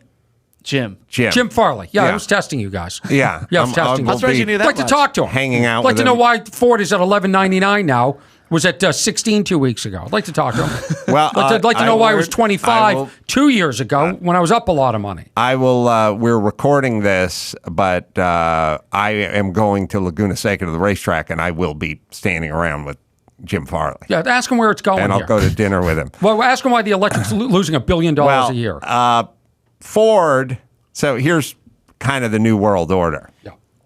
These companies, they're not really down with a lot of this shit, but they're also not down with being put out of business by the federal government. Okay. They're playing the game. Right. You know what I mean? You feign interest in, take your company a direction that you don't want to take it in, and you will be handsomely rewarded by the federal government. Or don't, and see what happens. Well, We just had an electric bus company that the government gave $200 billion to. It just went out of business. I mean, they're not this isn't just sort of the free market on its own. This is our government trying to force the hand. Well, doesn't every car have to be electric by 2030 or some date? Yeah, but that's not Ford's idea. No, I know that. That's the government. But why is everything a conspiracy theory? Why can't it's not. Just be? It just is. Everything. Well, the federal government or California says we're not going to import a semi truck that's not fully electric after the date of 2030. That's them forcing companies, them forcing companies to change. And then the company loses money or goes out of business, or the consumers aren't there. The trucker can't afford a $600,000, semi truck or whatever, and then think that's where things get fucked up. But it's the government is forcing this. Yeah. And that's what happens. It just feels like everything, like I'm exhausted by it. Yes. Like my friend, I won't say his name, he's a conservative talk show host, and he calls me today, and he goes, brother, he goes, I'm not saying, I don't know for sure, but I'm hearing it's lasers in Hawaii that started this whole thing. And the fires in Canada. The fires started in 15 different locations right over where that drone was. I'm not saying, I don't know, but I'm thinking it could be lasers. I said, I think it has to do with the electric company. Like the wires went down and they didn't shut the grid off fast enough. But why is everything a conspiracy theory now? Because the federal government and the bodies that work for the federal government, such as the Department of Justice, CIA, FBI, WHO, World Health Organization, all of these huge bodies who we used to just take as experts turned out to be corrupted. And turns out that Rochelle Walensky, who's running this body and telling us COVID protocol, is also, we find emails that suggest she thought differently. We found emails that Fauci did know that the But how do you know those emails are real? That it came from the lab. Why was everyone, including Fauci, so animated that this virus didn't come from a lab that studies these viruses in Wuhan? I don't know. Why did they know? Tell me. Because they were funding it. They went offshore. This is a conspiracy theory, but it will be proven out. There's so many things COVID just turned out to be complete, utter bullshit. But what I'm saying is the conspiracy theories. So, okay, I'll give a metaphor. I'll explain what happened. 2 months before the last presidential election, somebody starts talking about Hunter Biden's laptop and all the shit that's on Hunter Biden's laptop, right? And then Tucker Carlson sits down, does a 1-hour interview with his former partner, Tony Bobulinski, and he just basically says, the big guy, that's Joe Biden, 10%. By the way, it says Hunter Biden, give 10% to the big guy. The big guy's Joe Biden. There's nobody else that could be. He's never surfaced. No one's ever figured out what it is. And why is it Hunter's job to give 10% to the big guy? There's 5 other people in this corporation. Why don't we all give? Why is he appointed to go between the big guy? He's never told us who the big guy is. The big guy's Joe Biden. Okay. Then it comes out. Then they're 2 days before the debate with Trump, and Trump's going to bring up the laptop. So they create a document that says the laptop is Russian collusion, has all the earmarks of Russian collusion. Then they circulate it to 51 former heads of the CIA and the FBI and all the highest ranking intelligence agency guys, and they all sign it. This is Russian collusion. Then the debate happens 3 days later, and Trump says, what about the laptop? And Biden goes, I got a document here signed by 51 of the most decorated intelligence agents in the world. It was all a lie. They never examined it. The FBI had the laptop. They knew it was real. Why did those guys sign that? So back to the conspiracy theory. Once this happens enough, then people like your friend with the laser, they don't believe anything anymore. And this is the slippery slope part of the DOJ and the FBI and the CIA and the Rochelle Walensky and Fauci and everything you heard COVID. Everything COVID. People don't believe the authorities anymore. And my thing is like, it's like you have a fucking daughter who sneaks out of the house and gets busted for curfew 3 or 4 times. And then one time, she's actually coming home on time, but the car breaks down. And then you're waiting by the front door and you go, you're 2 hours late from curfew. And they go, the car broke down. Mm-hmm. And then what do you say? Bullshit. Because you busted her 3 times lying. It doesn't mean the car didn't break down. That's what I'm saying. But these fucking people got caught so many times trying to, we didn't tell Twitter what to say. We didn't tell big tech to do this, to spy on people or shut down people at dissenting opinions. Mm-hmm. Oh, well, magically we did. Oh, I guess we did. So now people have heard that so fucking much that they sit there with their arms crossed like the dad when the chick comes home and goes, I was 2 hours late because the car broke down. Oh, yeah? You were? Mm-hmm. That's where we're at. Okay, so where are you at? Do you believe the lasers started these fires? No. I have to see what the incentive is. I look for the incentive. Mm-hmm. Hunter Biden wanted to get paid. Joe Biden wanted to get paid. That's incentive enough. I got it. The powers that be, the folks that run big tech and the former heads of the FBI, whatever, they didn't want Trump to have a second term. I get it. That's their incentive. Starting random fires doesn't feel incentivized. So I always just kind of follow the money. Okay. That's where I'm at. Okay. So I stop at, the lasers and the fires and stuff. I think what bothers me is both sides think they're so right. They're so certain. Mm-hmm. Like you say, there's emails. But how do you know that source is valid? And the other side says there aren't emails. How do you know that side is valid? That's where I think it gets dangerous, where nobody's really listening and open to. And I think there are shades. Like, let's take that lab. Okay? It's very possible that it came out of a lab. But why wouldn't our government say, hey, we fund this lab, and it leaked out of this lab? Because like, accidents so the conspiracy theory is we had those labs as well on our soil. And I just heard Kennedy was talking about this on Tucker Carlson. I saw the clip, so it's fresh in my mind. We had those labs. Fauci knew about the labs, and we were trying to develop these bio weapons and versions of it ourselves. Obama, I think, found out about it, and somebody said, we got to shut these labs down. We can't be doing these kinds of rogue experiments. We're first world here. We're the United States. We don't do mustard gas or biological weapons or whatever.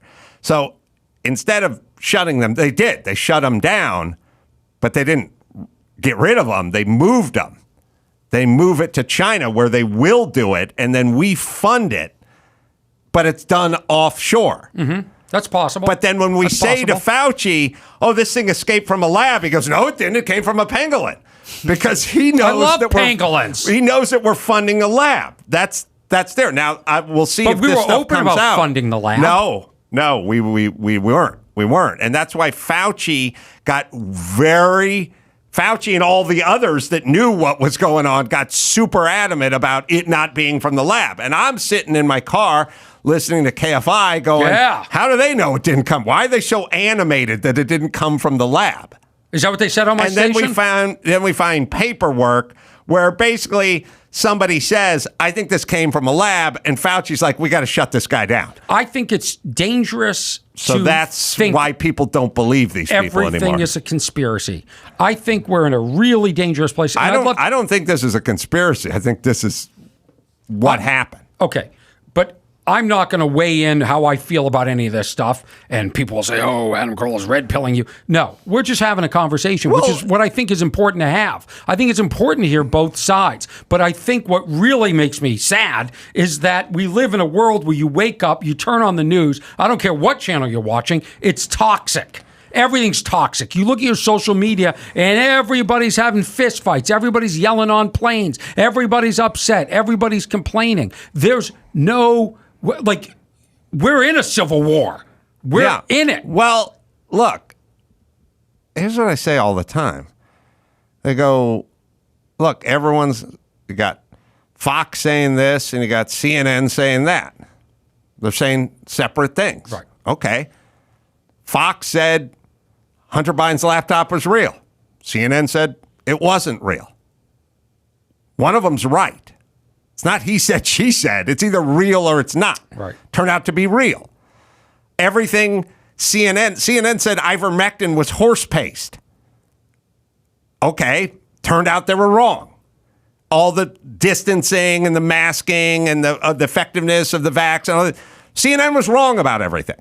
Fox said the opposite. Now, they're both still saying the opposite of what each other is saying, but somebody's right. Don't you think it's in the middle? I think there's some place in the middle there.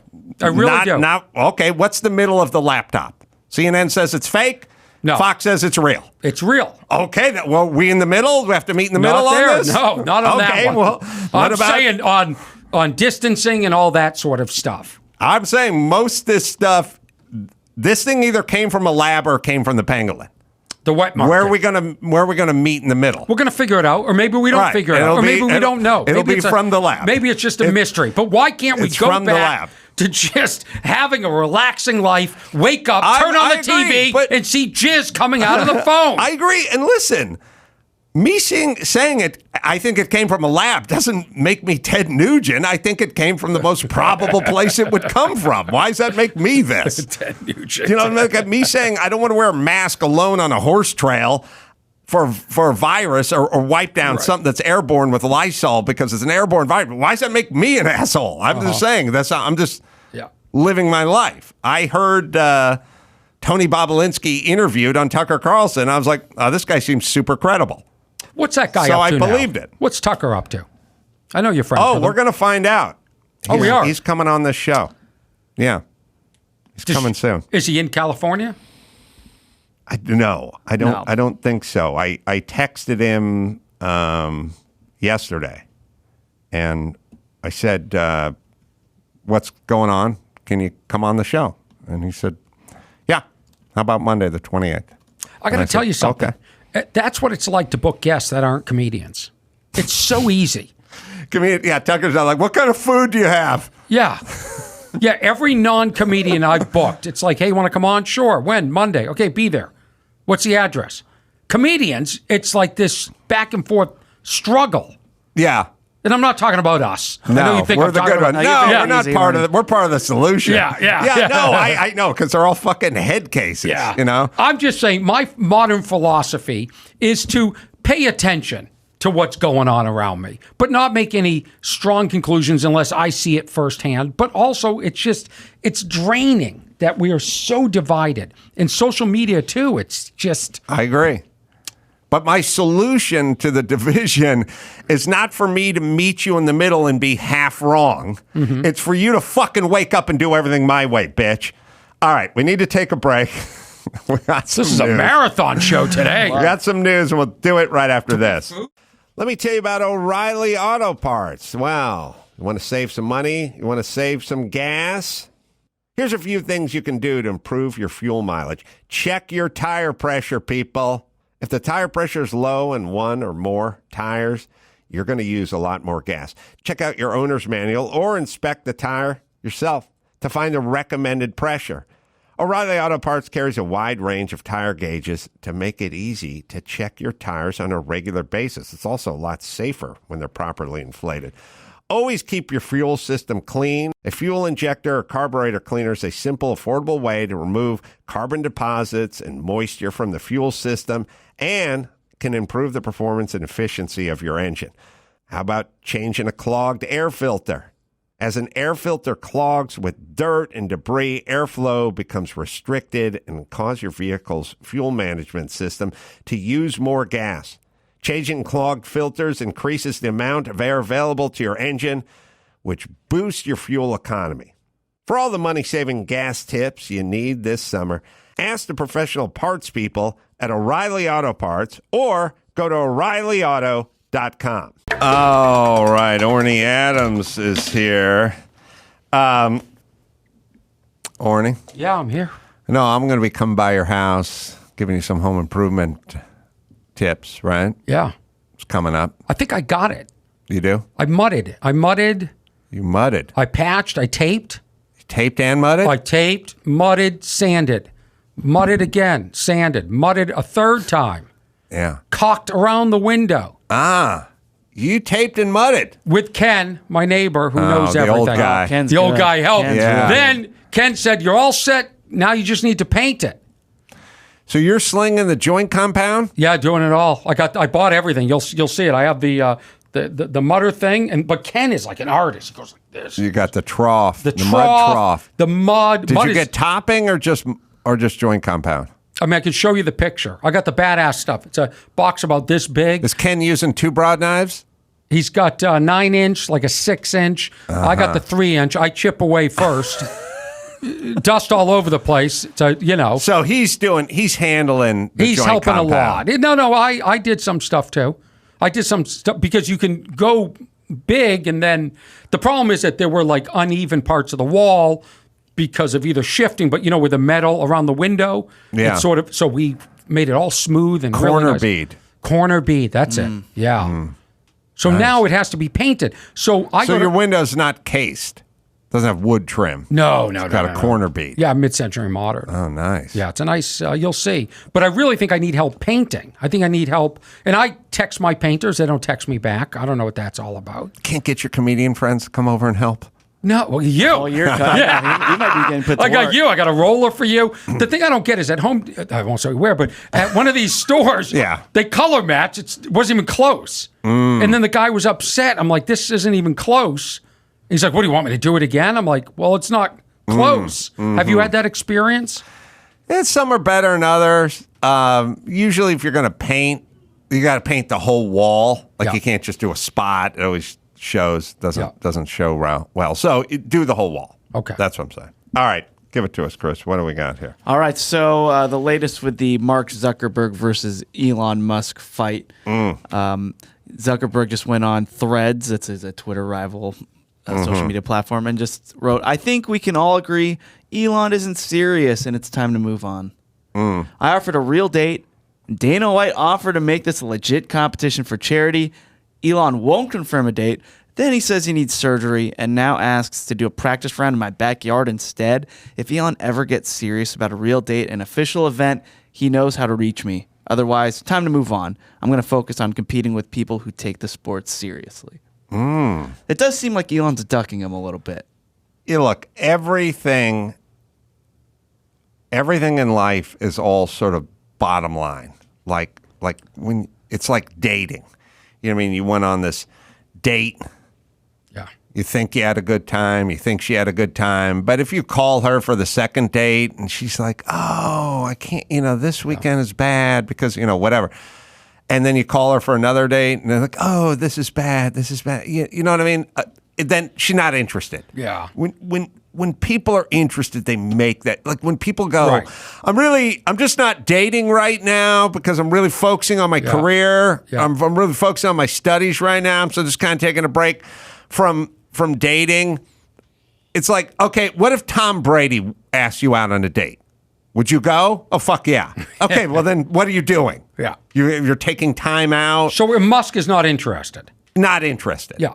Yeah. It's time to move on. Time to move on. Yeah. That's the most important lesson you can learn from it. It's like if you ever lend money to a friend or a family member and it goes, oh, I'll pay you on the first. And then the first comes around and they go, oh, hey man, things are still a little bit tight. You'll never see that money again. Yeah, It'll gone. never, Gone. I don't give a fuck what they say. Yeah. You're never going to see that money. Yeah. Just know it. Do you think Elon Musk ever had intentions on fighting? I think he may have initially and then just kind of went like, it's not the fight. It's the prep for the fight. The training, the diet, the thing. I mean, it's time consuming, Right. And the other guy, Zuckerberg, he's into it. He's like, He's into it. Yeah. Yeah. And then he goes on the Facebook, what is that, Ribbons? Threads. What is it called? Threads. Threads. Boy, that went nowhere, It huh? really did. I don't know how anything works. I don't know Yeah. if it's popular. I don't know if it's But not. you're on Twitter. I see you liking things and commenting. That's you. Yeah. Yeah. Yeah, I like Twitter. Yeah. All right. There's a new study out of Florida Atlantic University that says life is harder for adolescents who are not attractive or athletic. New research shows low attractive and low athletic youth become increasingly unpopular over the course of a school year, leading to subsequent increases in their They need loneliness. to do a study. I know. On all right, and we're done with this now. Let's get to an all donut diet. Will the subject put weight on? We don't know. We got a blue ribbon committee put together. Yeah, no shit. Being ugly and bad at sports is the definition of unpopular. Exactly. I like when they go, a study of, and it's always a random number, like 276 kids. Like, why not 300? Round up. Why not 1,000? It's 580. 580. There you go. You want to know why? They couldn't get more. No. Why? It's my plumber bill theory.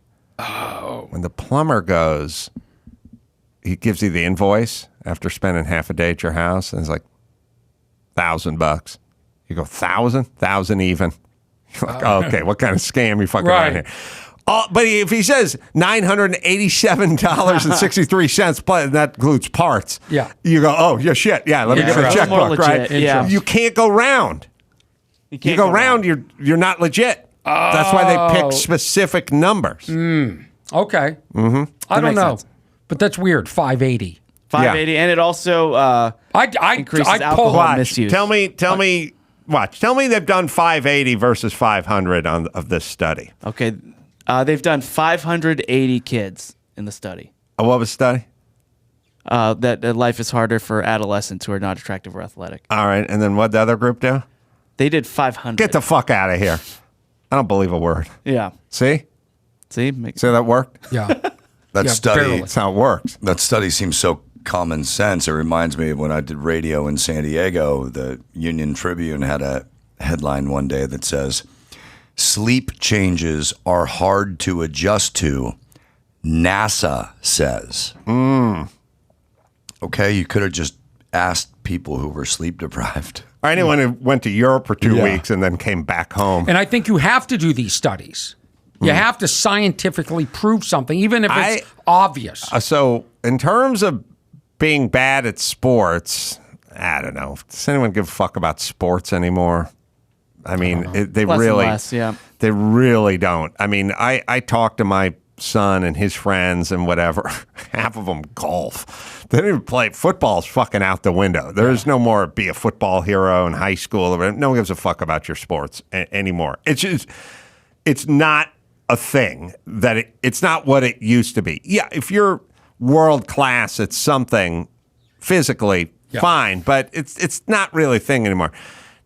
And in terms of the aesthetic, lots of fat kids now. So you're joining an elite fighting force of big time eaters. You know, it's not the one fat kid in the class. When I went to junior high, you know, so we had the fat kid. You know, we don't have the fat kid anymore. That's number two. But being hot and good at sports, from my personal studies, fucks people up.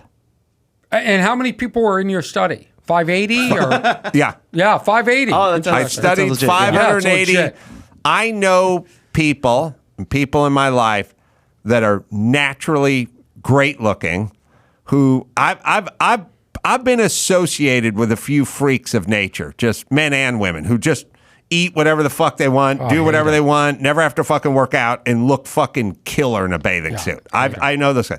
They all turn out to be lazy sacks of shit. Yeah. None of them got any whatever's instilled in the people that are constantly fighting the battle of trying to keep the 5 pounds off or try to order the tomato slices at Peggy's Shoes. Or whatever. None of the heroes. Yeah. None of the heroes. And the shit where it just too good looking, came too easy, came naturally, whatever. Those people don't do well later in life. But they have a hell of a high school run. Their high school is fucking killer, but they should buy it on a moped when they're 18 and a half. Yeah. Because the struggling people, the people that fucking had to work for it, much better off in life. So I don't know that this helps. It may help socially, but it doesn't help after high school. Okay. That's all. But don't you always say like you want to be the hot chick in the room? The problem with the hot chick in the room, yes, the hot chick in the room, and Orny, I don't know if you've ever experienced this, but I've gone out to dinner with like celebrity dudes, and as soon as the 23-year-old fucking hot waitress shows up at the table, she's the biggest celebrity at this table. Yeah. Crazy, right? But that's how powerful it is. Right. So, yeah, but that chick then ages out and she doesn't learn any skills that the dumpy chick I had to look learn. at these people, and it could be men or women. Like the other day, beautiful waitress, and she was sauntering around in that restaurant like she had it all figured out. Young, you know, great body.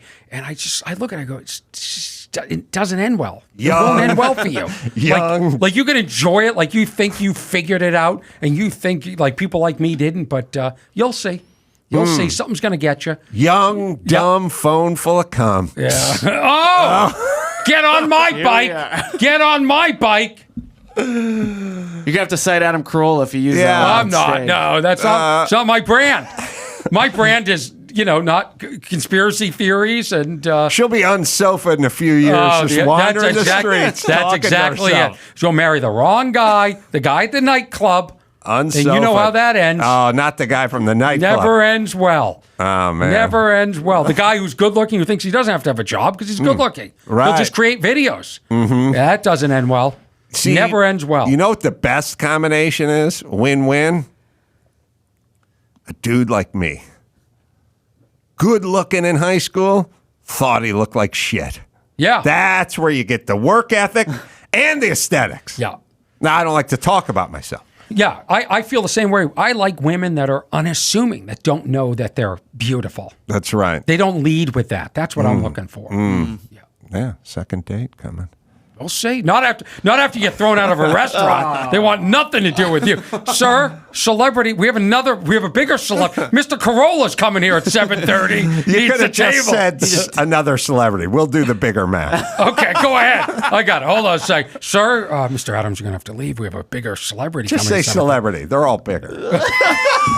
I don't know what you have against my celebrity. Another celebrity. I mean, I know you like to think you're better than me, but you're going to be painting my house tomorrow. And please show up with the white pants. How come the painting places don't give us those hats anymore? Oh, the cardboard hat? Yeah, I want one of those. I might sell those after my show. I will do a little painting, but you got to have a bucket and a screen and a roller and an extension. I'm not fucking working the pan. The wall's this tall. It's around the... They don't get it. What do you mean they don't get it? You're going to stand on a ladder and go... Oh, no. You use the roller and the extension as you stand back from the wall. Oh. Do you think that's something you could bring? Ken brought some stuff. I got the brand new car and the interior's kind of spotless, You leave it behind, I'll replace it. I'll have one delivered to you by one of those delivery guys. Unmarked. Yeah, unmarked. Nobody told you about the 5-gallon bucket with the screen and the extension on the roller? No, what is that? Why didn't we have this discussion last week? Because I would have ordered it. You got the paint? I got the paint. You have a roller? I got the roller. And you're just going to stand next to it? I'm not. You are. Oh, okay. Somebody else is. You see, Chris, I tell everyone about this. Tell everyone about what? Hasn't gone out. The roller has to have the 6-foot extension on it. Even if you're just painting right here? Yes. 100%. And it goes into the 5-gallon bucket, and it's dried, wrung out a little on the screen that's hanging into it. I only have a 1-gallon bucket of paint. We're doing a wall this big. No, the 1 gallon. We pour it into 1 gallon of paint goes into the 5-gallon bucket. Oh, I don't have it. Oh, really? Why can't? What about that plastic thing? No. And then you roll it. No, it pushes it all to the back. Yeah. But wait, if you're going to put it in a 5. I don't get why. What is he going to drip They all should over put the this up on those fucking freeway signs. They should. You're the only one that says this. Chris, don't act like you're a man. Like you know this stuff better than the average person. He knows he's not a man. I know. I do know that. But when Adam explains painting to me, literally 10 minutes later, last time he told me about this, we go outside and there's somebody painting. The chick who's painting the entry hall standing next to the wall with the roller in her hand. I saw that the last time I was here. You hired somebody on working Facebook. Off a pan. Yeah. I was like, okay, now listen to me. Listen to me, everybody. That person doesn't know how to paint when they do that. There's people do this all the time where they go like, I'm a computer expert. And then you go, Control, Alt, Delete. And I go, no, I don't know that one, but I'm an expert. Sure. I'm an expert. You're like, no, if you don't know this, if you don't know the extension and the 5-gallon bucket and the screen, you're not a painter. It's not. Well, this I'm not is the a way painter. I'm painting. No, but anybody who claims, if you hire somebody and they go, I'll paint your entry hall, and they show up without that, tell them not to start. They do not know what they're doing. Okay, so let me ask you a question. Did this person know what they were doing, by the way? It didn't seem like it. Right. But why are you hiring people like that? You said to me, I'll help you find a story. painter. You said, I'll help you find a painter. You can't even find a painter for yourself. It's a long story. I have a window like this. So you're saying you're going to stand back and go for these 3 feet and down here like this? Yeah. Do you tape the ceiling? It's a different color, or can you just roll close to it? If you're good, you'd cut the ceiling in with a brush. Yeah, it has to be. But when you're rolling... Well, you cut it in with the brush, bring it down about 3.5 inches from the ceiling when you cut it in, and then get up to it with the roller, or roll it as high as you can without hitting the ceiling, and then go cut it in. Yeah, because I've got this, I've got cupboards, there's a lot to navigate around. You're saying you got a house with cupboards? I got cupboards. Stop bragging. I got it all. You're gonna see it. Yeah. I can't wait. Yeah. All right. Bring your 10-gallon bucket. 5-gallon hat. Go bigger. Bring your roller. So I don't need my ladder then. This is great. Because I don't want to get paint on my ladder. You need the ladder for the cutting in. Oh, the cutting in. Yeah. That's Yeah. my first job was working as a I painter. bought a thing. I bought it at home, one of those places where it's the plastic bucket that you roll the paint. It has 2 rollers, has a mini roller, and it has a brush in there. It's normally a $29.99 value. I got it for $18. Don't you think that's professional? Who makes it? Kenner? I don't know. Who makes That's a starter kit. Yeah, that's what I am. But that's for the Yeah, that's me. non-professionals. Yeah. That's like saying my stereo has the phonograph, the tuner, the 8-track, and the cassette player all in one unit. That's how good it is. Sounds great. That's what I'm saying. I got to, I think your daughter will allow you to use your car tomorrow. I think. I'm going to ask her pretty please. All right, one more story, Maxipata. All right, so there's this guy on Reddit who was looking for advice, and I'll just give him. I'll give Hold you a on, one more. situation. I have one more thing to think about, just to plant in your head, Adam, for tomorrow. Carrera stone counters that need to be marble needs to be buffed out and sealed. Is that something you and I do, or is that something? Marble's tough. It stains and it gets fucked up, and no one seals it, and then it gets marred up, and it acid. If you left a lemon or something on it, did you leave a lemon? on No, it? but there is like water stains, like glass marks. Because nobody seals them. They need to be sealed, and they need to be sealed like once a year or periodically. Yeah. You know what I mean? They make products that clean stone that way. Stuff exists. I think it needs to be sanded out. I guess you can. I've not had a lot of luck trying to fix this kind of stuff, but you could get like a random orbital buffer or something like that, and then get this paste and try to buff it out and remove it, and then seal it. But it's a little bit of a tough sled. I think I'd hire somebody. It's not, granite is much better, or the Caesar stone or synthesized stuff. Do not marble's okay, but it does stain. Yeah. All right. Where were we? Oh yeah, so there's this guy on Reddit who is having an issue, and so he goes on Reddit. So I'll give you a situation. Let's see if you can give him some advice too. So he revealed that his dying wife, so she has a terminal disease, wife of 10 years, only given about 9 months to live, and her final request, her dying wish, is to let her have sex with a previous partner of hers. Because she thinks, quote, that her most physically compatible and satisfying lover was him. And so this guy is heartbroken. He doesn't know what to do. He doesn't know who to tell. So he goes on Reddit anonymously and asks for advice. What do you guys think? I got 2 thoughts. One is you're dying. This is a request. I will respect it. You got 9 months? Fine. I'll let you know in 10. No, but if you make it, and I'm going to add a little buffer on here, but you can go fuck your old boyfriend, but you're not making it to a year. I get to put you down. Oh.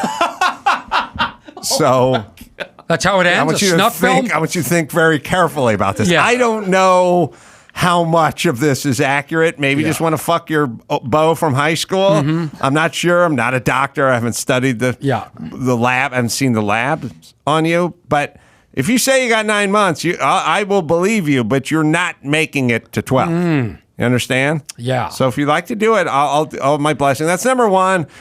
Or number two, fine, I get to watch. Why would you want to watch? Then you're those what they call a cuckold. Yeah. I'll You want do to do that? Yeah, it's my way of grieving. Really? Then she's dead. Then she's dead. I have a different theory. I believe that this isn't a real person. That this is made up. I believe that this is the Russians posting on Reddit, gathering information which will sway our next election. Now here's a conspiracy theorist. Okay. Look at Mr. this. Laser started the fire. I think that this started in a lab in Moscow. This is a lab question. This isn't real. This is, if you're dying, you're not thinking of the last part. And What's a tougher sell, though? Is it a tougher sell for her, the dying woman, to pitch to her husband, or a tougher sell for the dude, ex-boyfriend, who's moved on and happily married? not only that, hey, I'm dying. You want to, if someone says they're dying, is that somebody that you now want to have sex with? You get the phone call. I'm saying I'm down with the Make-A-Wish part of it. I don't know if I could convince my wife that I needed to fuck my old girlfriend. But we don't know that he's married, do we? In my scenario, he is. He is. Okay. Yeah. What's a tougher sell? I think the other one, because the guy has to continue to live with that wife. But What about we compromise, right? Just go, look, I'm married, I can't do that, but you could blow me. But why is she even asking for permission? Why not just do it? Just go fuck the guy. And then go to confession. Yeah. I like that. Yeah, and then you don't have to. Then the husband doesn't have to know, and he can die thinking that he was the better lay. Like, this is humiliating. Not only do I want to be with another guy, but here's the breaking news: you weren't the best I ever had. Or what? Maybe she could claim there was some medicinal or therapeutic virtues here. You know what I mean? Like, this guy can fuck the cancer right out of me. And what if she does live after this? This guy banged me so hard. Yeah. I do like the thought of, what if your ex, regardless of, like, let's say she was just extremely hot, beautiful, you find out she's dying and she wants to have sex with you. Would you do it? It depends if it's too much stuff going on. You got to deal with the ex-husband you feel bad for. I've moved on. I guess, doesn't it? Well, they fucked the cancer right out of her. Yeah. And then the implications of that. It did remind me of my show, AIDS Butler. It all comes back to that, doesn't it? Yeah. I've been pitching this for Ever years. pitched AIDS Butler to you? No. I'm so in love with this show. Oh, let's hear it. It's a sitcom. Okay. With a heart. Can I come in for but it? It's edgy. Yeah. Can I read for it? Yeah. Okay. Well, don't come in. Well, let's just videotape yourself. Okay. With COVID, and all. Are you gonna give me the log line? I'll give you the pitch, and maybe we can find a role for Orny. I love it. Okay. When the strike is over. Yeah. In fact, we shouldn't even be discussing pitching. this right now. I'll go. Yeah. I'll take a chance. We're crossing the line. Okay. It's a period piece. It takes place during a woman's period in 1988. Okay. It's like a late 80s period thing. Sitcom. Mm-hmm. 3-camera or single cam? I think it's a single cam. Yeah, I think so. But it could be a 3. It could be a multi. Okay. Well, I'll just pitch it to you and see if we can find a part for you. I think I know your part. Okay. All right. Part is AIDS Butler, based on a true story. It's ripped from the headlines, torn from the pages of the newspapers. Yeah. A lot of guys getting AIDS back in the late 80s, mid-late 80s. Death sentence. You want to talk about 9 months to live. You got AIDS. You were dead immediately, right? Mm-hmm. A lot of those guys had life insurance policies. And they weren't, but they were single dudes. That's how they got AIDS. They didn't have wife and kids and blah, blah, blah. You have a policy.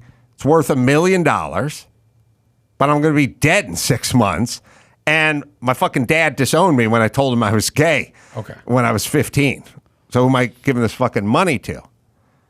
Now. Why did he have the policy in the first place then?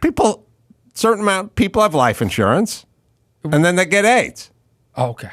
They can take it out. They won't give you $1 million worth of coverage when you're riddled with AIDS. I got to tell you, this is why we can't have AI. Yeah, right. This is another great example of only a human brain. But follow along, Orny. They had it, and then they got the AIDS. I got that. Yeah. Okay, you're not going to get a policy. I'm worth $1 million. I fuck everyone in my family back in Nebraska. I'm not leaving it to them. Yeah. I have no kids of my own, and I'm going to die soon. I would like money so I could go take I'll go take a cruise around the world for my last 6 months on this sounds planet. like a reverse mortgage. Is that what we're getting but I have no money. Yeah. Viatical agreement. Viatical settlement, it's called. Retirement, 2 retired couple from Boca Raton say to me, I'll give you $500 cash right now. And then when you die, I'll take the $1 million. I'll take your money. Okay. So he gets the 500. But AZT comes out. It's a miracle drug. And he spends the money no one saw this on the drug that just came out. That's a miracle life-saving AIDS drug. And now he's getting all the therapies and spending all the doctors. Yeah. All of a sudden he's Magic Johnson now. Right. He's fine. Yeah. Stronger than ever. And the couple gave him their nest egg. That was their $500,000. Yeah. That's what they were going to retire on. Right. They said this guy's going to be dead in 9 months. They're going to get $1 million. And he tells them to go pound sand. Yeah, it's part of the risk. And they say, what about our money? And it goes in front of a judge. Oh, that's they where I take come him in. to court. That's They take where him to I court. come in. And the judge says, look, you got to give him the money back. And he goes, the AIDS guy goes, I don't have money. I don't have anything. And then the judge says, well, now, and they say, we have no money. That's our nest egg. We need to survive. The judge says, you must become their butler. AIDS butler. You must move in with them and take care of them. This is an elderly couple, and they're out of money, and you spent their nest egg. So he has to move in with this couple in the 80s in Boca Raton, right? Yeah. Now, they, of course, think the money is stashed somewhere. He's got, every time he leaves to go to the supermarket, they're always tearing through his duffel bag and whatever. Of course, hijinks ensue when the grandkids come to stay, and he's going all, they're coming back and they're having drag queen story hour and taking a me day and drinking a smart cocktail. And the grandparents are always, so there's a lot of conflict. This feels like more like a movie to me. Could be a film. Yeah, feels like a film. Could be a film. 90 minutes in, out. Yeah. Nothing long. Not like Oppenheimer. Was she a part for you in here? Yeah, the judge. The judge. I would like to be the judge. Can we just get a kind of cold read on it? Quiet in the court. Chris Butler, please read the case on the docket today. Oh, that's right. His last name is Butler. AIDS Butler. Yeah. His name is Butler. Yeah. Oh, yeah. Yeah, okay, I got it. Yeah, his name is Butler. So Butler, this is Butler to become Butler. Like the cop movie where it's called Big Justice. And then the guy's, his name is Charles Justice. He runs this town. They do the last name thing. Yeah, AIDS Butler's Butler. Yeah, right. Good. Yeah. Keep going. Read the case on the docket today, Chris, please. You have to read. Oh, sorry. Oh, you're not. He didn't go to the ground. Come on. I think neither did I, but I know how to throw it to somebody and then they okay.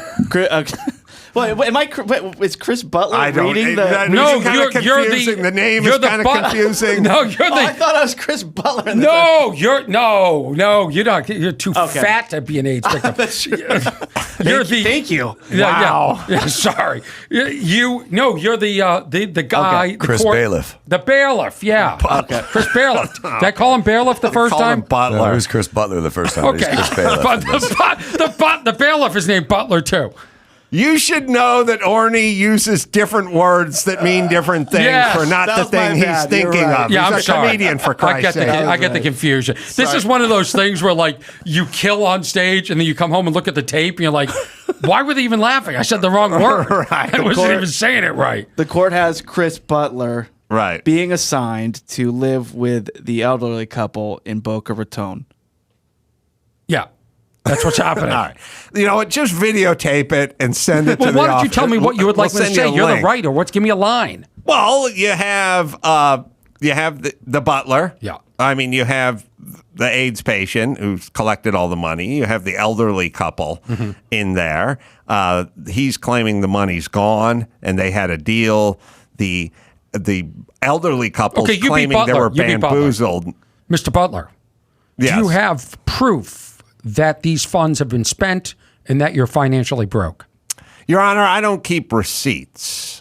I was living my life like every day was my last day. I wasn't worried about when you're going to be claimed by the Almighty in the next 6 to 9 months. You don't worry about being audited by the IRS. Chris Bailiff, did he provide us with bank statements or anything to the court? He did. He provided some statements. And what are they saying? What does it say he has? It says he has lots of money. Just video it. Chris Butler. I don't know. We'll Chris send you a link. Bailiff. And Chris Orny, Butler. let's send you a link. That's all. Just send us the link. Yeah, it'd be nice to have a script. Yeah, we'll send you that. You're asking We'll too get many you- questions about this. We'll get you the script. Maybe I should read for another part. We'll get you the script. Butler. We're going to need a superintendent at the retirement village. You could be that guy. How about Cameo? I'm doing a performance At the old age. The old age. Yeah. But I'd like to. But I'd like to turn into a regular. Oh, good. That's all. I love All right. that. I love Orny that you're Adams. finding work for me. Orny Adams. Find him doing stand-up everywhere. OrnyAdams.com. And me, Appleton, Wisconsin, coming up. That'll be Friday and Saturdays. You hear this, 4 shows. We'll see about Honolulu. That's sure Vegas and Louisville. And just go to AdamCarolla.com for all my live shows. Why are you doing so many shows? What are you doing? Stand up. Why, though? I like it. It's You do? easy. Yeah. Okay. You do a ton of shows. I do, but that's I don't have this kick-ass podcast in this whole life. Yeah. I got bills. It's what I want to talk to you about when you come on mine. All right. Orny Adams, Max Pata, me, and Chris Butler And Chris Palin. saying mahalo. You can leave us a voicemail at 888-634-1744 and get your tickets to see the A's Man at AdamCarolla.com.